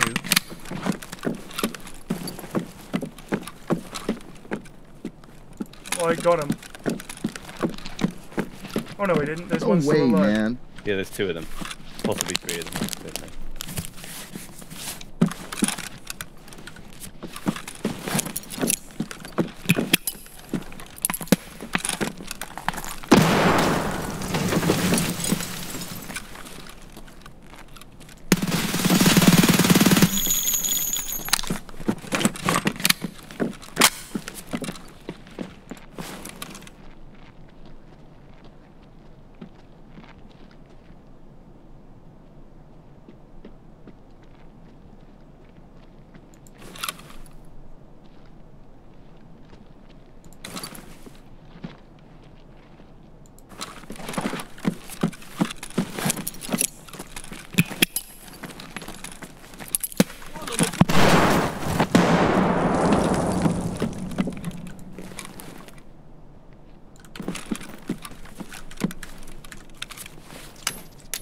Gosh, I hope I didn't shoot you in the back.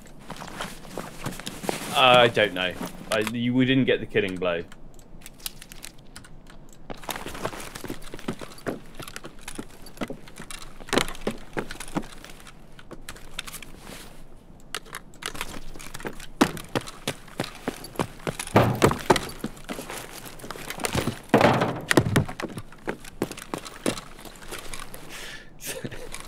Are they both dead?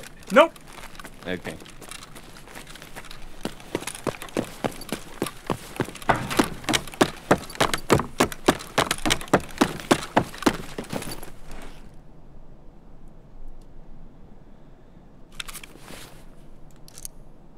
So I was just asking, like, where are you in there? 'Cause Oh right, yeah. Sorry, I was fighting two lads who were pushing me, so I didn't really have the brain capacity to. But The issue was I said we're going to. You misunderstood what I meant. So when I said let's go to techno, you went round to Rasmussen thinking I said something else. I thought you meant up the stairs, and I thought he's mad. No. So techno is downstairs. So then 2 lads came and pushed me, and I was fighting them, and you were going, "Where are you?" I'm like, "I'm in techno fighting these 2 lads." I don't know what that means. Yeah, that's all right. Just follow me, basically. And but it doesn't matter. Sometimes you die. It happens. You may have also shot me. I don't know if you shot me. I don't really. No, I didn't kill you. You didn't kill me. Do I repair my arm? I guess I do. The one upstairs is tech light. That is its preferred moniker.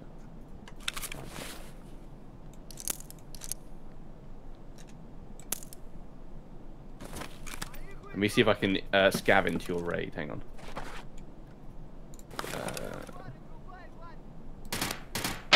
There is a tech store upstairs. Yes.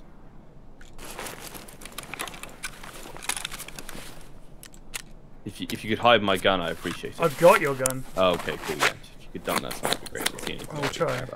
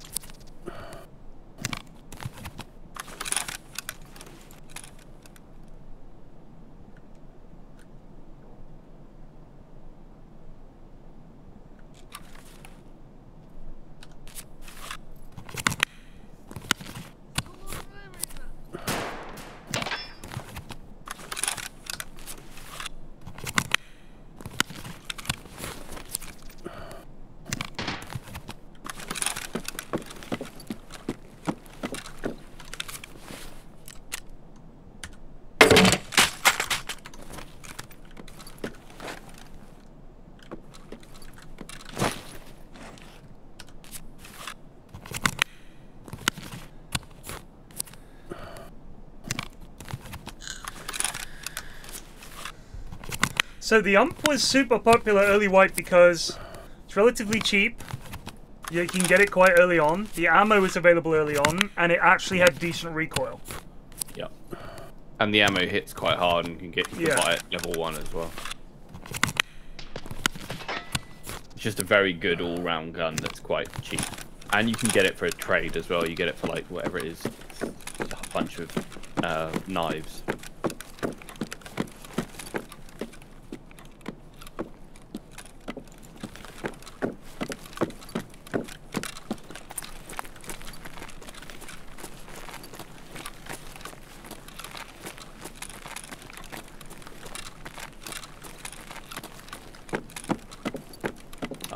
In your raid. No. You sure you killed one? Maybe not. I thought I did. You did.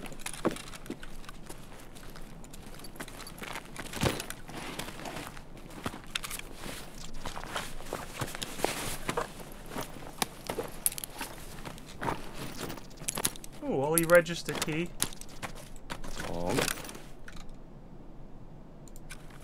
Hello. I've seen them. Do you want me to try and take them on? I don't know why you're asking me. Do what you like.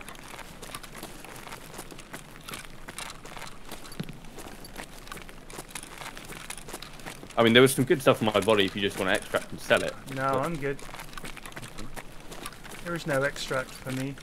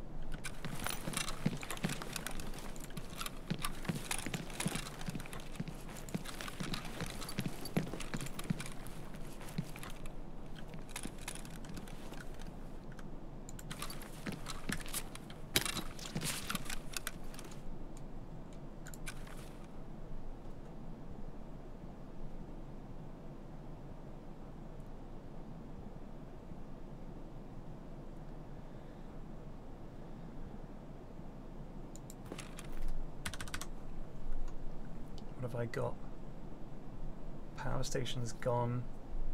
Railway. Railway's out the front and right, isn't it? Yes. Yes, out the front and then right. Correct.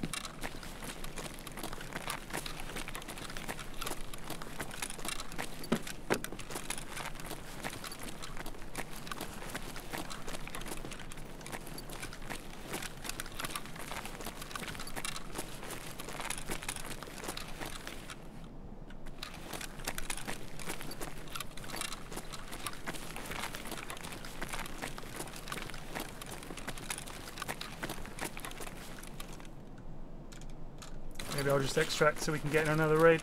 Yeah, do it. Did you dump my gum? Yeah. Thank you.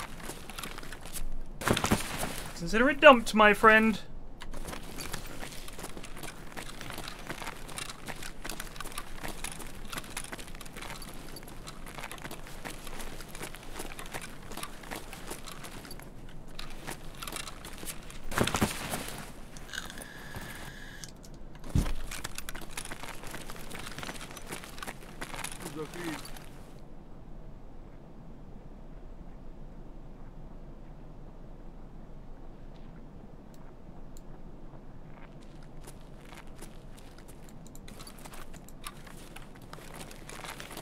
Да вот, вот!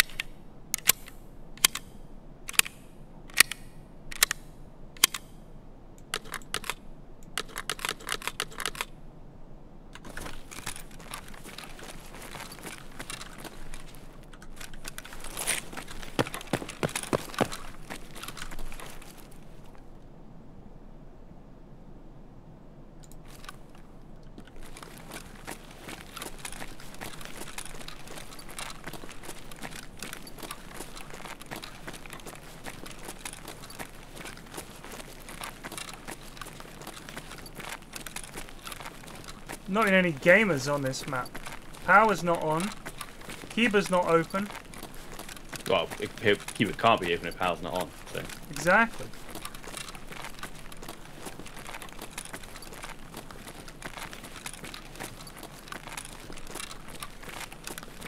Shocking.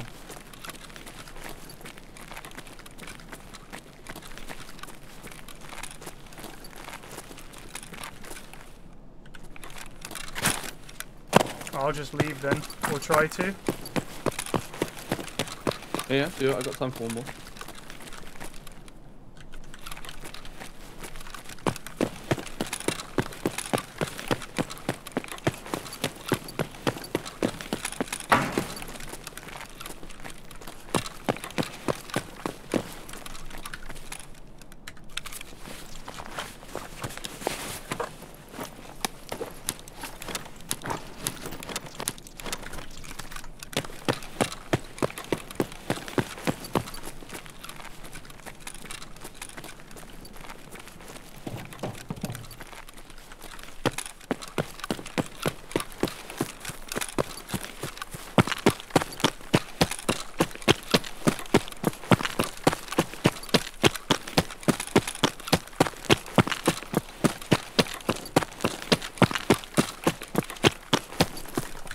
Do people camp railway the way they camp? Not as much as they used to. You're more likely to get shot on the back on your way there by a scav, say a scav extract. But people don't generally like camp it.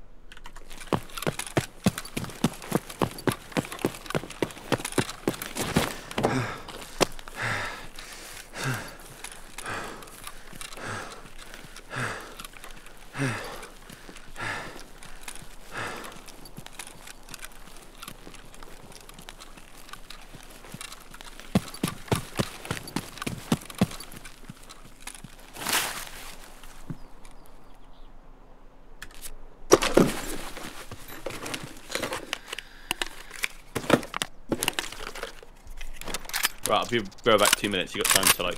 All right, bud. Inventory and stuff.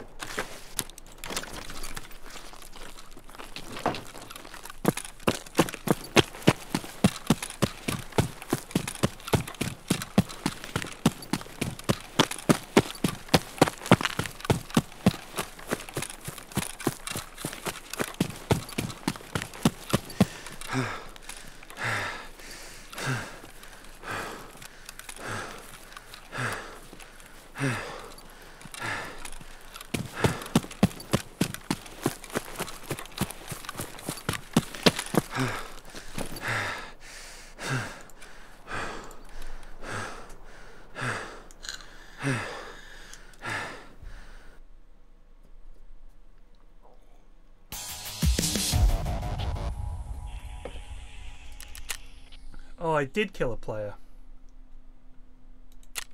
Shit.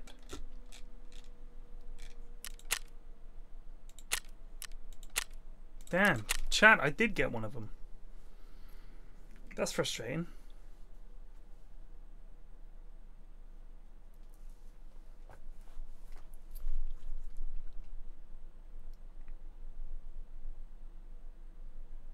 But there were two of them.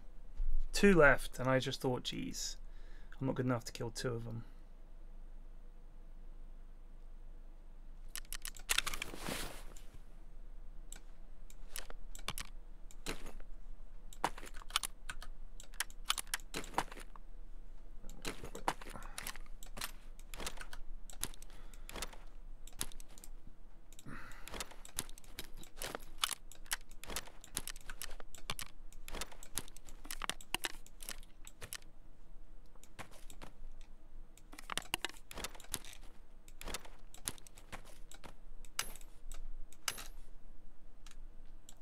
Always feels like getting your man's dog tags out.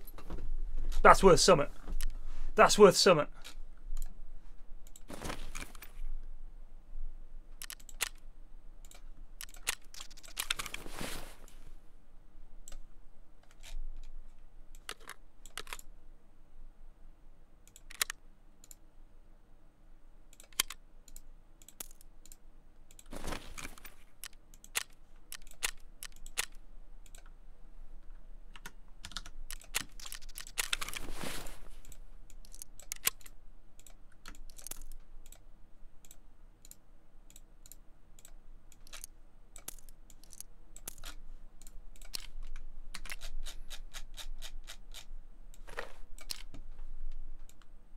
Someone said you have to drag this, but it automatically goes to the max. I don't know what they were talking about.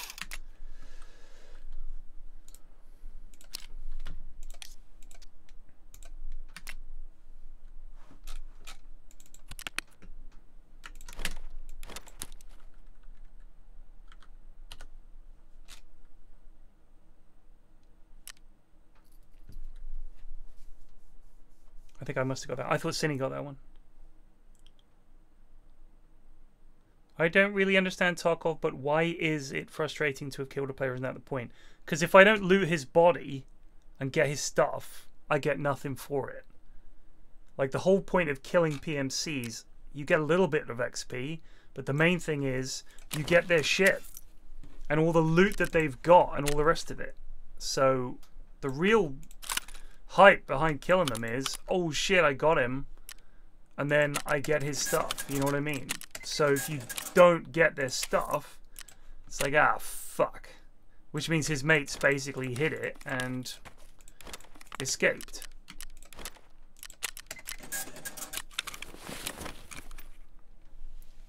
How do you know where the extraction points are? There are maps online you can look up, and when you double tap O, it shows you which extractions you've got, because you won't always have all of them. In fact, you almost never have all of them. You'll have a specific subset of them that are open to you on that run, depending more or less on where you've spawned.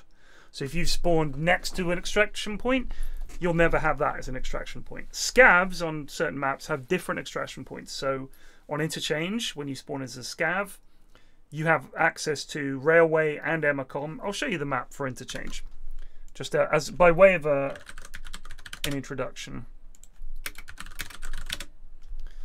It's a big map. It's a messy map. So this is the default map for Interchange that everybody pretty much runs, and it's a messy one, but here it is. So this is the indoors. This is the outdoors. So you've got Railway, Emacom, Hole in the Wall. This is the power plant exfil, and you have to have 5,000 rubles and hope that the car is there to be able to use it. And then there is also, I don't think it's marked on this map, in the parking lot there's an extract that you can use where you have to turn on the power at the power station, which is here. So the power is to be on. Then you have to go upstairs and flip a switch. Then you have to go all the way back through the map underground, open a door, go in there, close the door, and you can extract that way. But you don't have to go outside. So if you're really loaded with gear and you do that stuff as you're going along, then you can use that extract without having to run outside. Because if you'll notice, both the extracts, the main extracts on Interchange are Railway, which is that area I was in a moment ago, and Emacom. And both of them are very easily campable. So you have to run, like, if I spawned here, I have to go all the way across the map to get out. Some of them you need a special key and all the rest of it. But let's look at customs. So if we look at the customs Tarkov map, so you've got the ones in blue are for the players, the ones in red are for scavs only. So Crossroads and Trailer Park are both PMC extracts. Crossroads is also a scav extract, but then some of these are only for scavs. So you'll spawn as a scav here, and your extracts will be like these four. If you spawn as a scav here, your extracts will be like some of these. And then there are some others that you'll get, like there's an underground one, ZB13, which is underneath factory fortress. We need a special key. You need to turn on the power in here and then go in there and go underground, unlock it with a key and get out. So there's all kinds of extracts that you think, oh man, I would love to take this extract because it's right here, but I don't have the key for it, or I haven't turned the power on. So I'm back. All right. Who sells grenades? Do they all sell grenades? Peacekeeper does. He sells the M67s or whatever they're called. Can you not just buy grenades? Because they all seem to be trades. Oh, he sells them. Prapor sells them. Prapor sells two types, I think. He does. F1s and... F1s it types. is.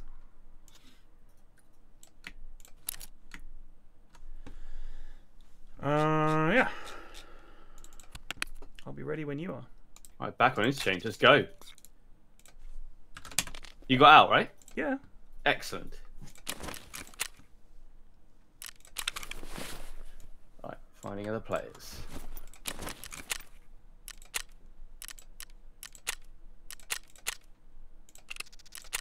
Oh, wait, to steal your hat. Oh, that's okay. I'll get another hat.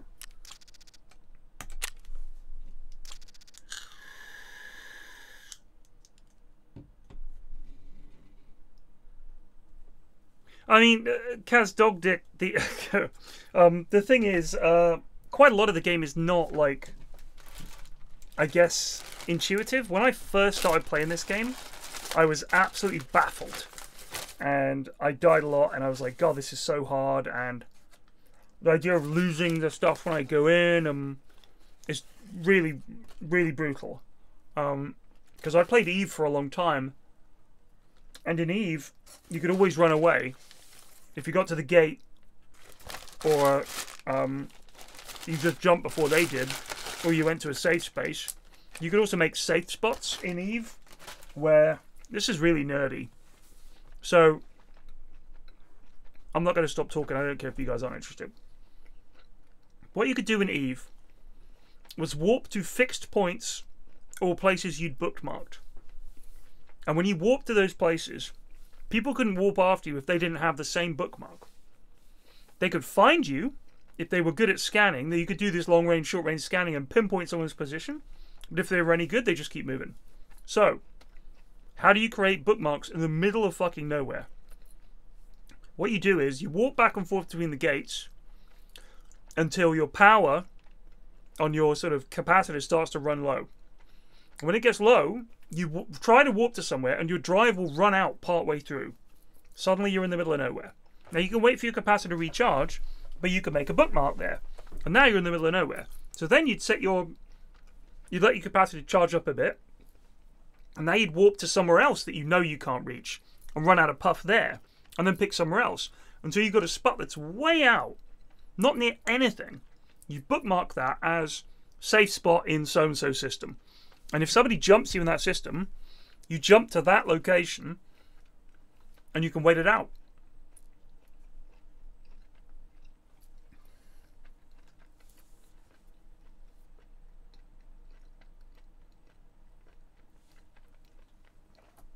But people would have what's called like a bubble, which is like a interdiction bubble, and you can set it up, and you'd set it up between two gates. So people traveling through the system, you put a bubble up, and they've set their destination at just short of the jump gate. You set your bubble up in line with it, you burn off the gate and set your bubble up, and it catches people in it and kills their sort of sublight speed. Right, we are gonna... And then they can't get to the gate in time. You web them, you scram them, kill them, and loot them.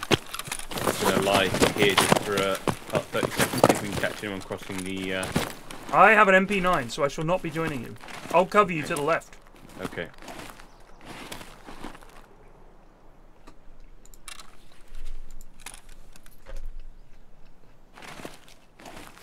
I was a goon, but then I joined Groon, which was an offshoot of Goon. Of course. The Greater Goon, which was just more chill goons, because the goons in Goonfleet started to take it really seriously. And God, Eve attracted the weirdest people, like Yeah, hilariously weird did. people. I bet it did. It just seems like a very dense game. I don't know why like space sims have decided that's what sophisticated. It's the quote, gentleman's game. It people might are. not Exactly. be. It's not for the faint-hearted. We'll put it that way. I just love. I don't know. Like space is now like, even though that's clearly for, you know, Star Wars and cartoons and. Nope, that's apparently where all the very serious sim people hang out. Okay. Let the dog out. Yeah. Alright, power's on. Right, okay, we're gonna boogie. Quick hit here.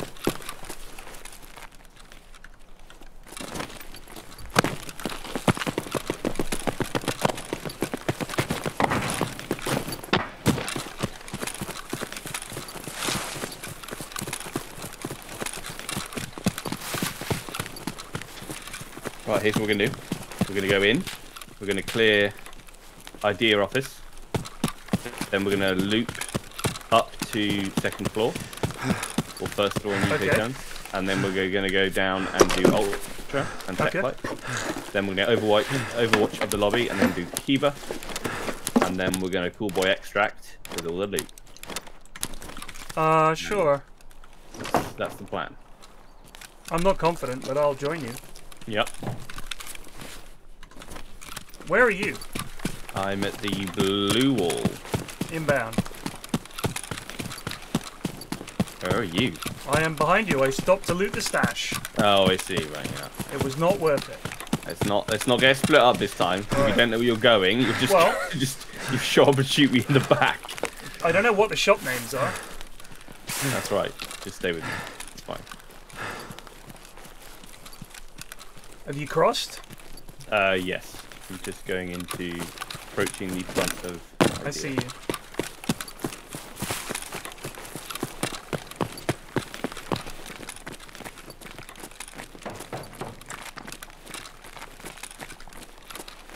Right, we go to the pharmacy.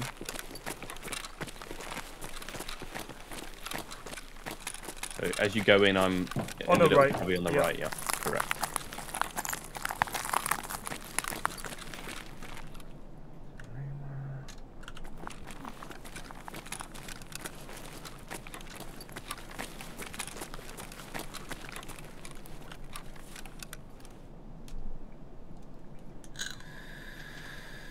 Cool. We're good to push up whenever you want. Just gonna get your stuff all.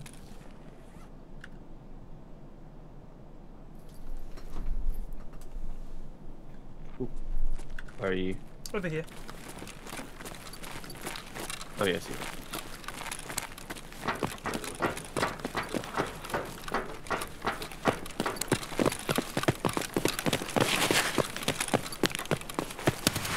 Gav, he's dead. Right, someone has been in this office and might have been that Gav.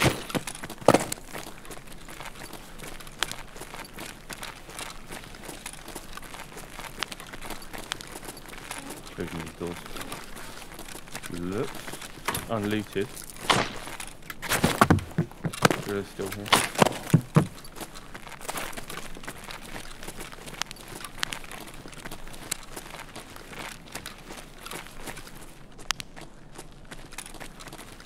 To your left. Yep. Okay, nice. Right. I think it was that scav just fucking everybody. Oh, another scav.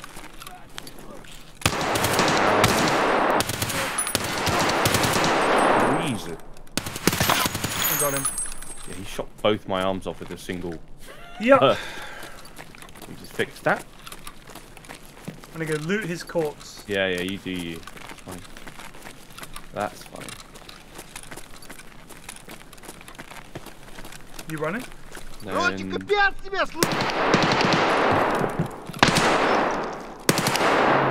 God.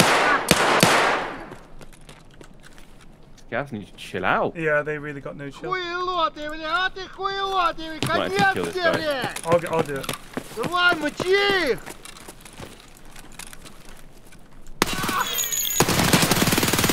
Чё ты тут? Чё ты подох, что ли? Chad? На, блядь, на, жри, сука!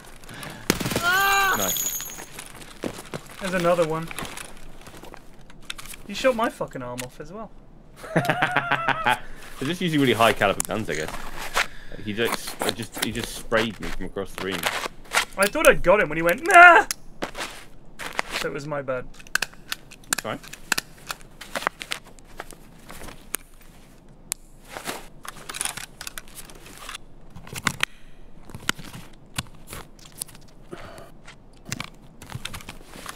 Bit of the old field surgery.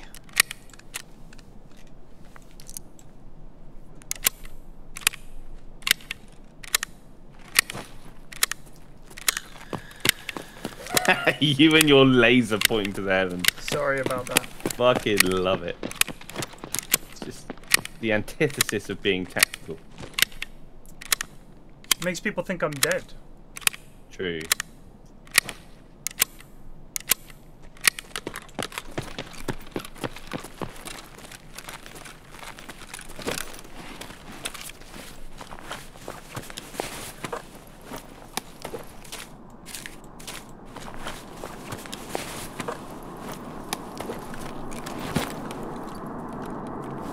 That's a drop. But I'm wearing a helmet now.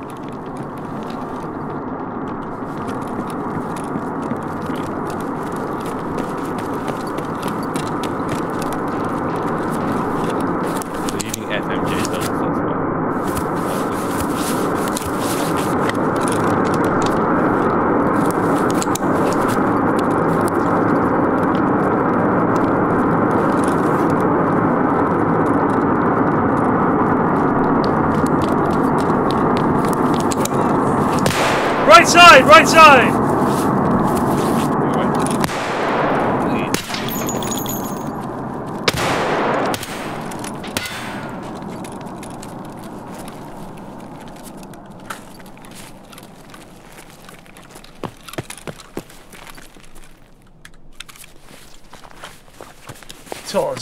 A Tosman.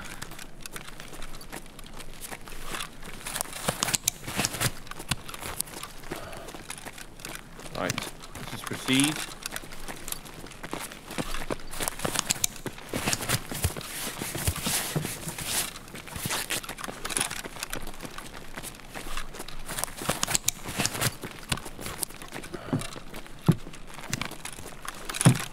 Have you gone to the left? Yup, going towards the upstairs towards the gate in front of you. Yeah, no.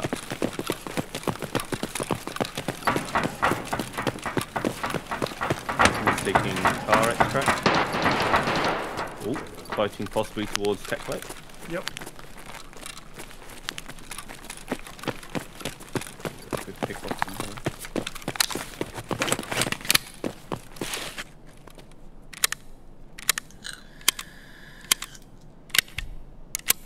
If that's a graphics, no, that's a laser, I think.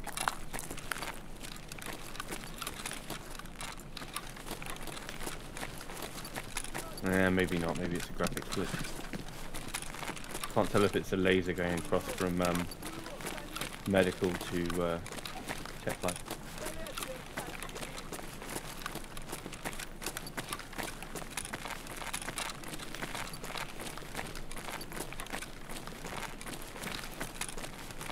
Oh. Trouble? Camera player. It's a body here. It's a scan. I'll just check it. Very good.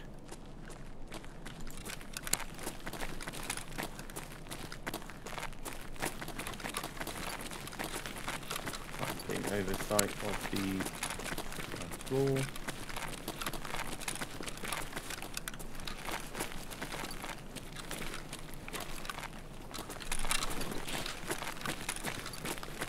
Moving towards tech light and medical. Roger.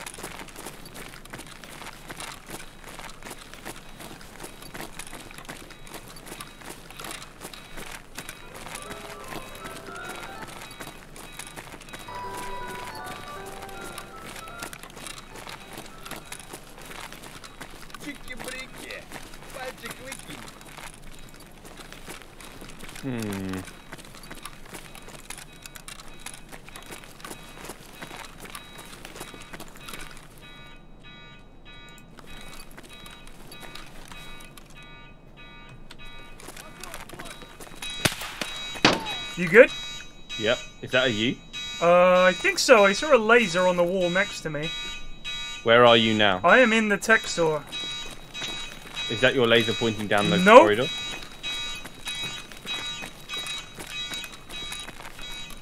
That's not your laser pointing Nope. down towards where we came from. Nope. Okay. It's a scab. Right. Killed him. Alright, I'm coming down to tech store. There's nothing here. Yeah, I might have been leaving.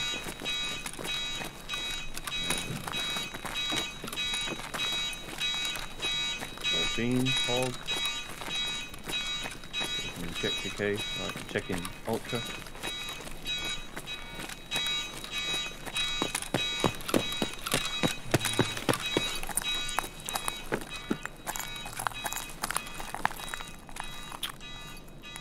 Still no defib.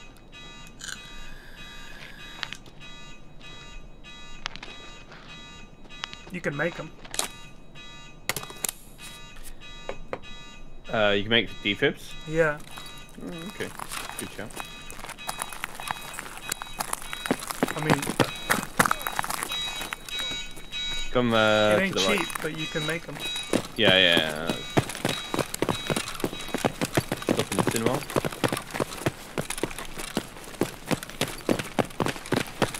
Gunplay?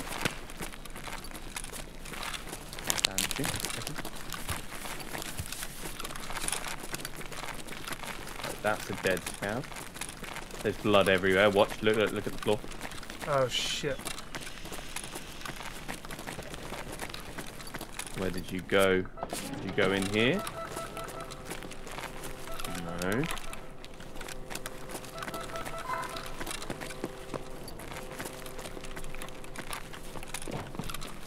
Oh, maybe he bled out and died here.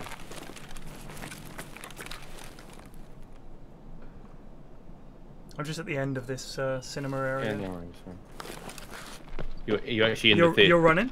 Yeah, yeah. Are you in the theatre? No. No, I'm at the far end looking at the pizza shop. Okay, cool.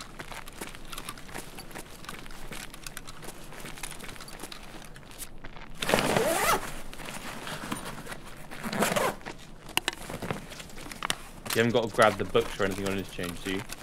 No, I don't think so, mate. Okay, cool. Right, well, If I have, I don't care. I just want to kill noobs. fair enough. Gain money. Gain money, gain rubles. Don't you already have like 5 million? We should turn the alarm off. That involves going downstairs. Yeah, but we've got the staircase right here.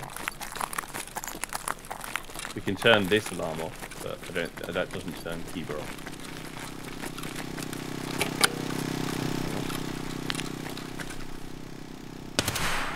You good?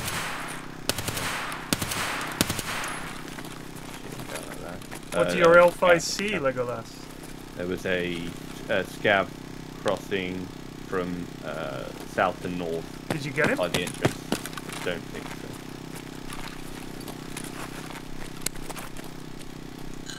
so. We could go down to Kiba now. Yeah. Whoa. Why don't we flip the switch for the cool boy extract first? No, that's madness. You come back up and do that later. Alright, mate. You don't need otherwise it's just a wait. If you die, it's a wait. It's like a fucking million ruble key with 15 charges. Oh, I didn't know that. 15 charges. You thought it was infinite? No, I just thought it had more than 15. No. But we'll take it. I just mean you don't use it willy nilly because it's expensive. Right, come in. Close the outside door. Close the outside door. Thank you. Right, so let me have a quick once over then. You can have the scraps.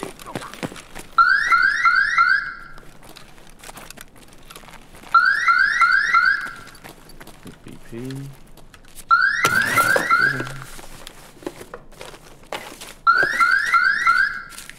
I've gone through the cash register, I hope you don't mind. That's okay. Slim takings. There's someone outside. What, a scav or a player? Yeah, scav, I think. Try and talk to me. Right, you can have this gun on the wall here. Blue gun. What gun on the wall? The one on the right. I'm looking at it, Ted. Oh, I see. Oh.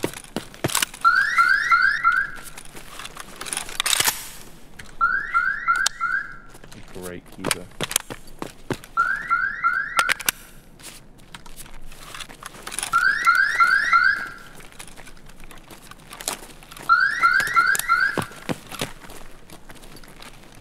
Oh, I think you can have the scraps now. Help yourself.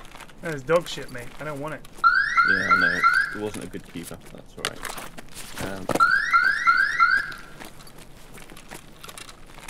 Are you our AI scout? Cheeky breaky? Yes, you are.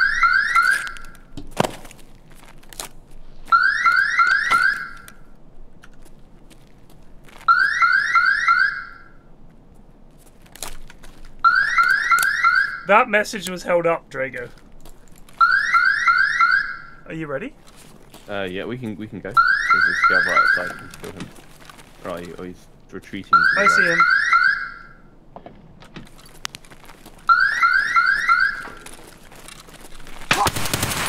He's not dead. Right, go back upstairs. You want to check? We should check down here while we're here. Check like German and Mantis and stuff. Wait, did I bring my good key? Is it USEC? That's the wrong one. No, it's it would be EMC. Yeah, I didn't bring it, unfortunately. You in Mantis? I'm in Mantis, yeah, having a nosy about. Oh, we know.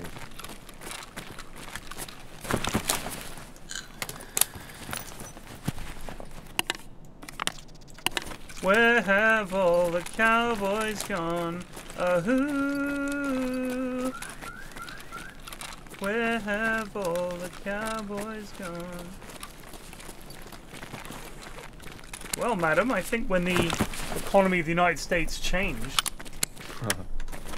from a primarily agrarian to a heavy industry and service and financial sectors, cowboys found that their jobs were no longer needed due to the changes to farming. Been brutal. Worldwide. The US being no exception to this. Right, where do you want to go now? We can, could just call by extract. I mean, depends. I'm down, there's loot in there for you. Yeah, alright, do that one.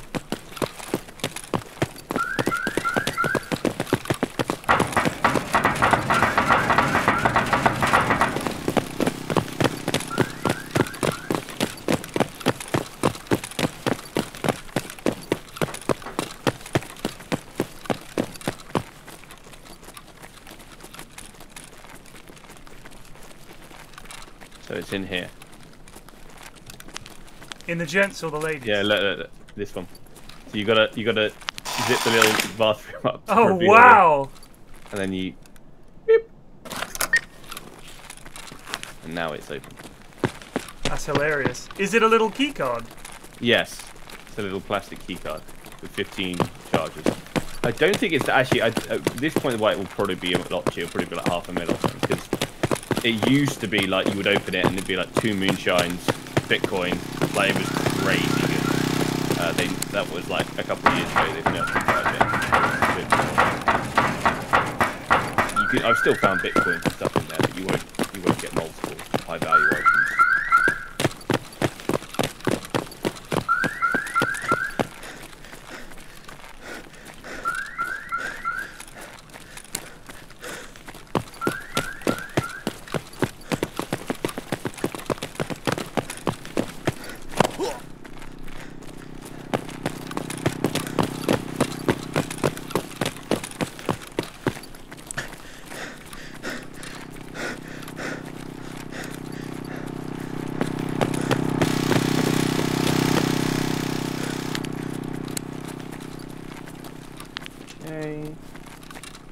Chainlet. Food, water. Tuning and forward. French.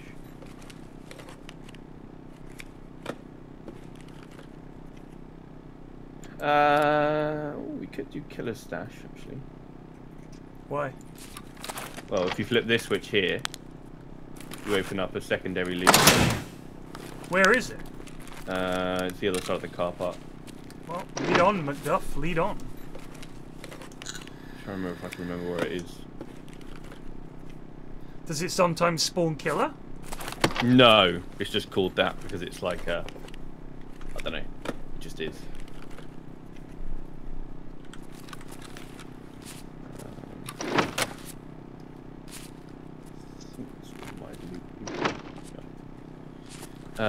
I have to remind myself where it is. Hang on. It's my power station.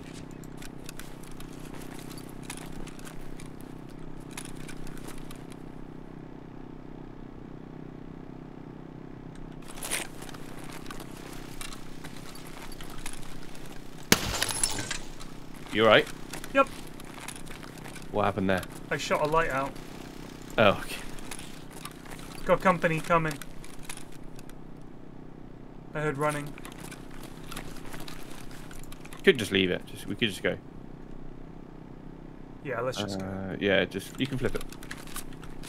Can't remember where it is. It's been a while. Oh, there we are. Object 14 container, aka killer's stash. Well, I did fuck all that raid. Oh, you survived. I did. That's all one needs to do. I'm sure I had interchange quests. I probably should have tried to do them. Stashing gazelles, for example. Yeah. It's just free XP. I have 4 labs keycards, by the way. 4. I should do some ninja runs on that tomorrow. You're finished, I presume. I have to go now, yeah. Very well, sir. I shall see you during the week. Good games. Cool. Peace, Peace, peace. brother. We shall do a scav run and then I shall call it a day.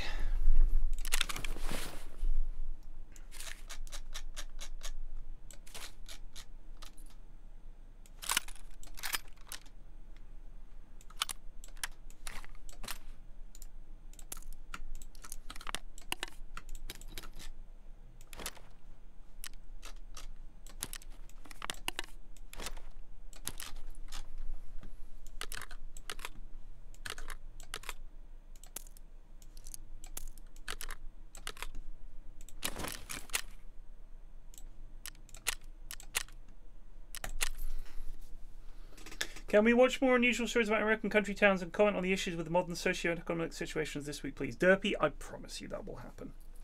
Because during the week I like to chill, and it's a good way to do it.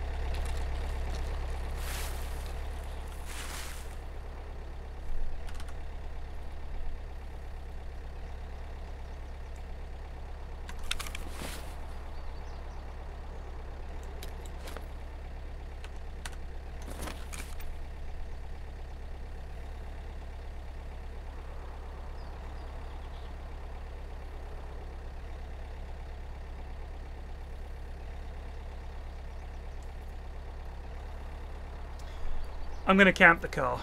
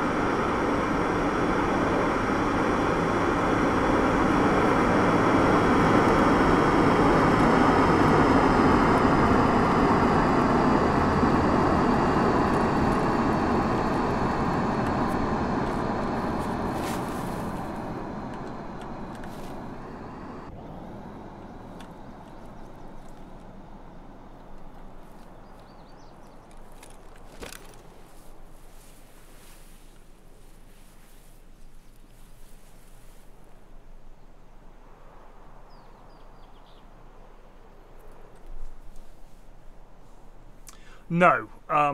So the plane can come two ways. One, you pop a red flare. Two, it just comes. It's just random chance.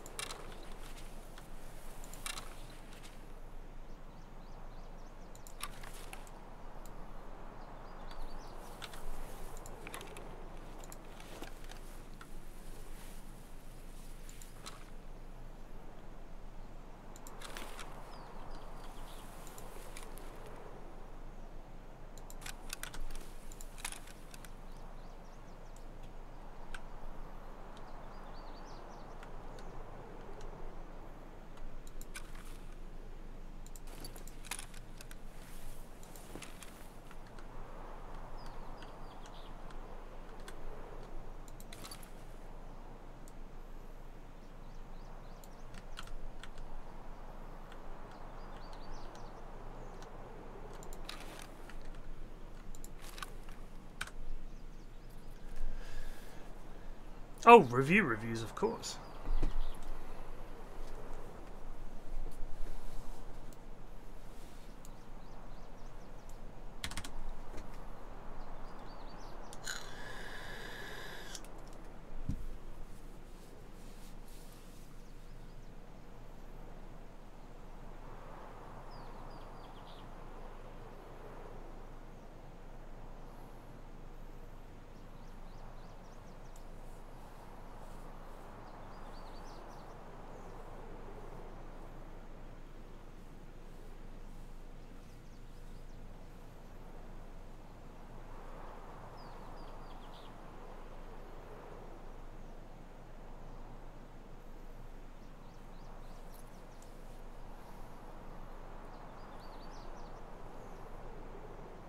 Exactly, oil ball. I have nothing else to do. Resting my arms and relaxing. And hoping that some big juicy lad comes over. We'll see when he pays. We'll count down. And then we'll chuck a grenade at him.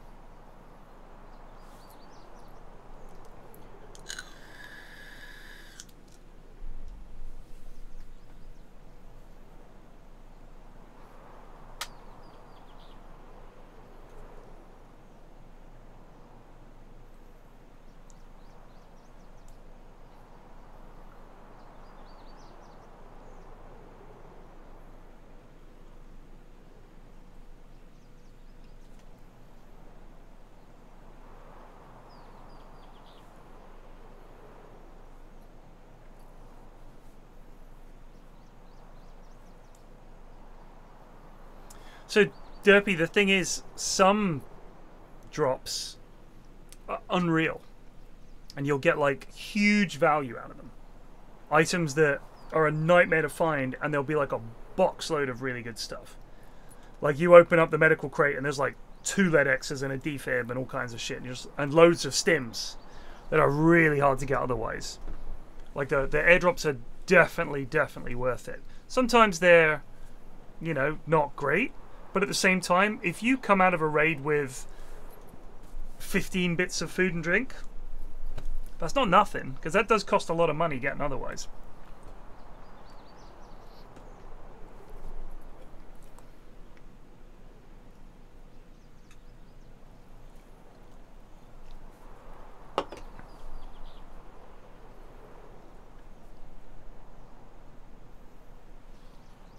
Because, I mean, there's like 4 injectors that I've just never seen. And I don't go to labs and I don't have fancy keycards, so it's just a very hard quest for me.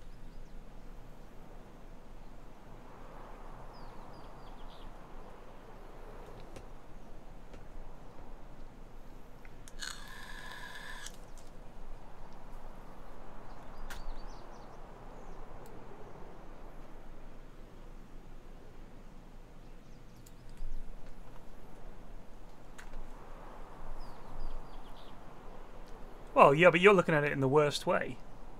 I mean, for one thing, you can camp it too. Secondly, quite often, people don't go to them. If they're far away, they just go, I don't know, it'll be gone by the time we get there. Like, you're assuming the worst. And at the same time, I've died just running along to level 6,000 gigachad, so it's kind of not worth worrying about. If you're scared of Chad, Chad wins. This wipe, I've definitely... I mean, you guys probably haven't noticed, because I still play the same, but I'm wearing tier 4 and tier 5 armor in raids. I never used to do that. Ever. I sold it. I ran tier 2. At best. Like the lowest I could get. Dogshit rigs. PPSHs only. SKSs only. Because I was so scared of losing stuff. But you do realize that when you have loot, you're just as likely to bump into Chad as when you don't have loot. Same number of Chads out there. They're going to kill you either way. So what you're hoping for is that the fights where you're not against Chad, if you have decent gear, decent ammo, decent armor, you get the chance to kill people. You get the chance to kill people. And you don't get that when you go in constantly scared. Like, I've killed way more people this wipe than I have in previous wipes. Way more. Because I just never tried to kill people, or I'd shoot them with like the worst ammo possible and it would ping off them. Doing the quests, getting the money, getting the levels, getting your hideout done, unlocking the ability to make decent things, it does matter. Because when you shoot at people and their armor gets fucking shredded, they're scared too. They are scared too.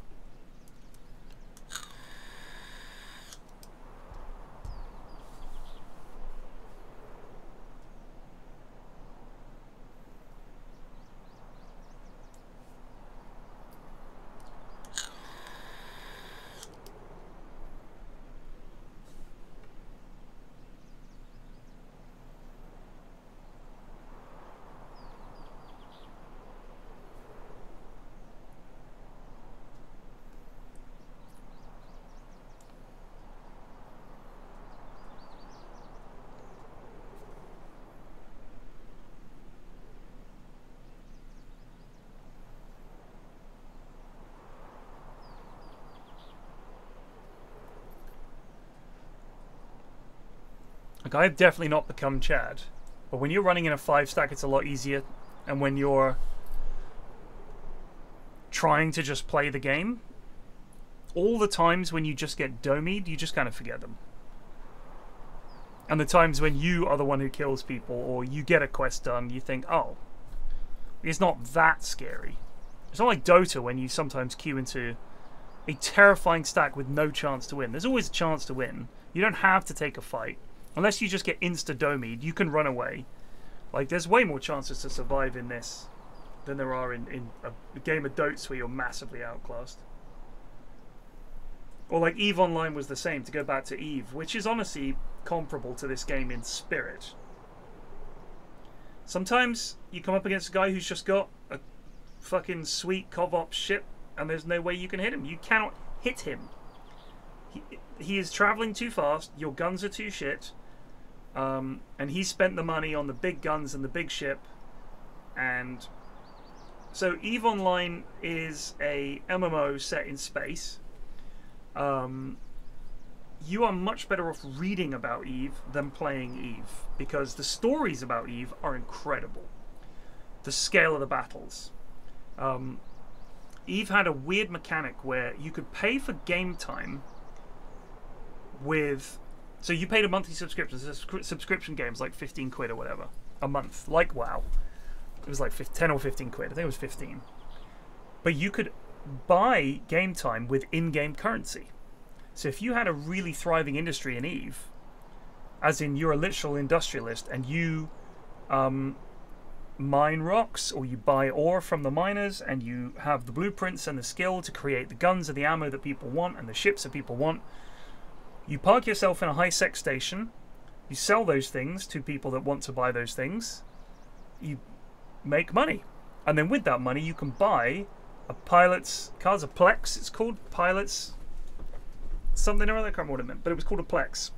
You could buy that with real money, or you could buy it with in-game currency. So what this meant is that you could just go onto a dodgy gold website and buy money to use in EVE, or if you were successful, you could just play EVE for free because you were making enough money to do it. But it also meant that you could then put a real dollar value on things that were lost in EVE. And one of the things you'll find if you look up the stories about these epic space battles with thousands of ships per side, in the story it's like they dropped this, and then this alliance stabbed them in the back, and then this happened, that happened, and the total value lost was like $200,000 worth of ships were destroyed and all this kind of stuff. And everything in the game is made by players. Everything. Actually, that's not true. There are what they used to call rats, which were the scavs of EVE, which were AI-controlled ships that lived in asteroid belts and certain instance sort of dungeons, if you like. And you could go into those dungeons and you'd run the dungeon and kill the enemy AI ships. And it got progressively harder and harder. If you killed the boss, you got some drop from him, just like in WoW. And you would get those drops, and they were not made by players. But everything else was made by players, which is insane. But that's the way it was. So every ship you bought, every missile you fired, every bullet you fired from your guns came from a player. And that meant that the economy of the game was an actual economy, like a real-world economy. And changes to the game would result in changes to the economy. And certain things would go in and out of fashion, and the prices of them would spike or drop, and all the rest of it. It was amazing. But if you read about the battles and the spies and the subterfuge and all those, corporations, big corporations would have spies who were working for another corporation, a rival corporation, but they would infiltrate a corporation at a high level so that they could turn the table at a specific moment. They would spring the trap and bring down this corporation, take over some space that was impenetrable, because you could go into a system and conquer it, and your corporation owned that system and owned that station, and you could build structures in space and stuff like that. The thing is, it sounds awesome, but in reality it was fucking awful. It was so tedious to play. What they don't tell you is that those space battles were not 1 FPS, they were like 1 FPM. I'm not even kidding. You would sit there for a minute watching the screen, and you'd click all your buttons, and then a minute would pass and the screen would chunk to the next frame, and you see a ship blowing up and some of your things have been turned on. It was that bad. Because it's like 3,000 or 4,000 people in one space all fighting, and no engine could keep up with that. The internet couldn't keep up with that. It was literally 1 FPM, I'm not even kidding. So all those space battles that you'll see, you can find all summaries on YouTube and stuff like that. They show the replay of it and they speed it up like a time lapse, because it's impossible not to fucking watch it. It's impossible to watch it otherwise. So the spy stuff, like, to a lot of people that really appealed. There's nothing like it. It would be like if I did 100 raids with the lads in Tarkov, and then because I was with some other group, shot them all in the back and we took all their stuff. But instead of just taking some of their stuff, we emptied all of their hideouts, took all the things that they'd built in their hideout, took everything that they had, and they were just naked. That's the equivalent in EVE. And people would spend 6 months or more infiltrating a corporation. Or you would flip someone. They would have had some falling out and they would switch. And they would suddenly go to the other corporation and say, I want to bring them down. It's just a game. It's just a game. People took it very personally. But the thing is, if you spend 6 months playing a game with someone, or a year playing a game with someone, night in, night out, hanging out, chatting on TS, for them to suddenly flip on you is devastating. But very funny.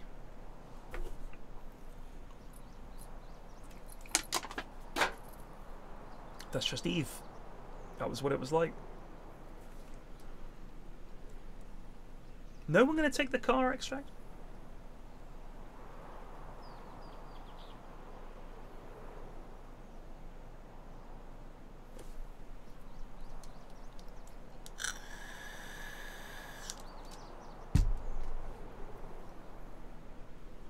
It is, I suppose you could call it psychopathic, but at the same time, name another game where that's a thing. And the payoff was so big. Like, emptying an entire corporation's stash. It was remarkable, some of the stories. My friend used to do it. He would disappear for 6 months at a time. We wouldn't see him in our corporation. He'd create an old character, he'd turn up, he'd role play it as a new player, worm his way in, be their best friend, help them out, and then he'd empty their stash, turn up back at base. Hey guys, check it out. And he'd have like a freighter full of all of their stuff. And he would record their TeamSpeak of them saying, how could you do this, man? And like begging him, please don't do this, dude. It was horrific, but fucking hell, it was funny. Like, he would go undercover so deep he wouldn't even talk to us, because he didn't want to give anything away. Because he knew that in response to fuck with him, we would have tried to warn them, just to fuck with him.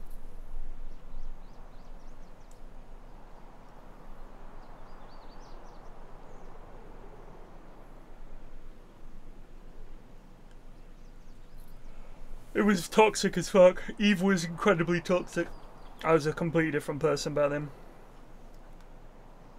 It was awful. Just hazing, bullying is terrible.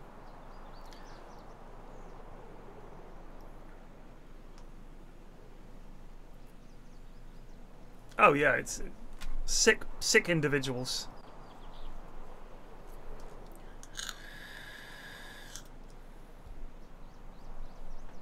Guys, I don't think anyone's coming.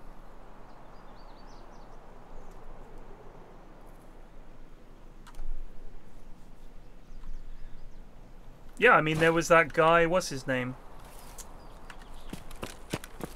He was the head of Goonfleet for a while.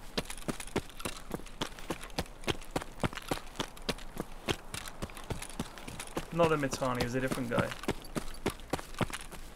He was on an op, and his wife lost her shit because he left their child, very young child, in the bath. Darius Johnson. He left their very young child in the bath alone to go and do something in Eve. That is fucked. It takes over people's lives if you let it. He tried to call me out one time because I was a stay-at-home dad. He was like really trying to make fun of me for that, and I was like, at least I didn't leave my kids to die in a bathtub, dude. What the fuck is wrong with you? But they absolutely hated us because they saw us as a way. For a while, the corp that I was in had a sort of friendship with Goonfleet, where the whole deal was that we were in their sort of alliance, and they saw us as the weak link, and all the spies would come into Groon, because all you needed to do to get into Groon was be a member of SA for like 6 months, not even that, I don't think, and have an EVE account, and you were in.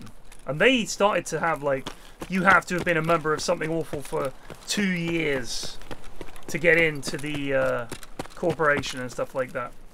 And in the end, I took a break from EVE, extended break from EVE, as everybody did from time to time. And I came back, and our home system was locked out. It was hostile. All my stuff was trapped in this station. And they pulled the plug on the Alliance, killed us all, stole all our shit. And they were like, finally, the weak link has been purged. Yeah, it was fucked up.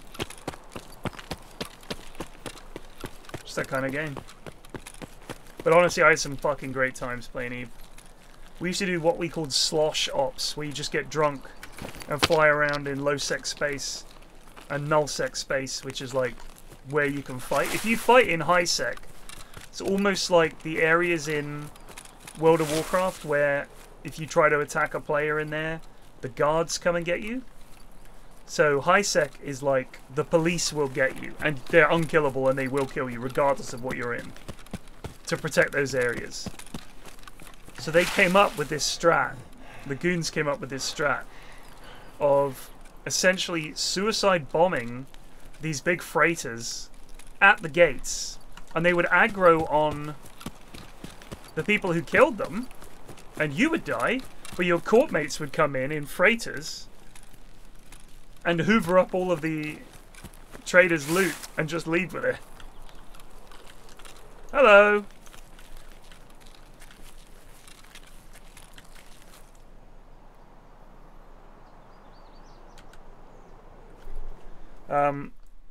It was insane. It was insane. Yeah. Because the thing is, if you aggro the police, you could aggro the police just by scanning people. But people that were doing, like, they were like day traders. They would just spend their whole day running stuff from high sec into low sec to sell. Is if you were quick on the scans, you could scan them and say, oh shit, this guy's got really good gear. And then your lads that are at the gate just chilling, blow themselves up, like, go for him, blow him up. They were like glass cannons, get killed by the police, but they kill the freighter, and then you could just come in and hoover it all up. But you'd have to wait for hours. You'd have to wait for hours. Because you can autopilot from one system to another. So you just go, I want to go to this system, autopilot engaged, and you literally do nothing for an hour. Because what happens is you approach the gate at sort of your trans warp speed, where you sort of like everything goes, but you're not jumping between systems. It's like a sublight in Star Trek. So you go sublight to within 10 k's of the point, the jump gate, and then you start slow burning to the jump gate at like 200 kpm or something like that, which is really slow. So it takes you like a minute to get to the gate. Then you get to the gate, it goes boo, and you warp through, you're in the next system. Your autopilot aligns you to the next gate. You to that gate, 10 k's off, and then you go towards it, and so on. So if you just hit autopilot, that's what it does. So if you can catch them autopiloting, you've got 10 kilometers before they get to the jump gate and can jump to kill them. And if you do that, you get all their stuff. Anyway, enough reminiscing about EVE. What a game. It was bonkers. I'll see you guys tomorrow. Cheers for watching. Take it easy. Peace out.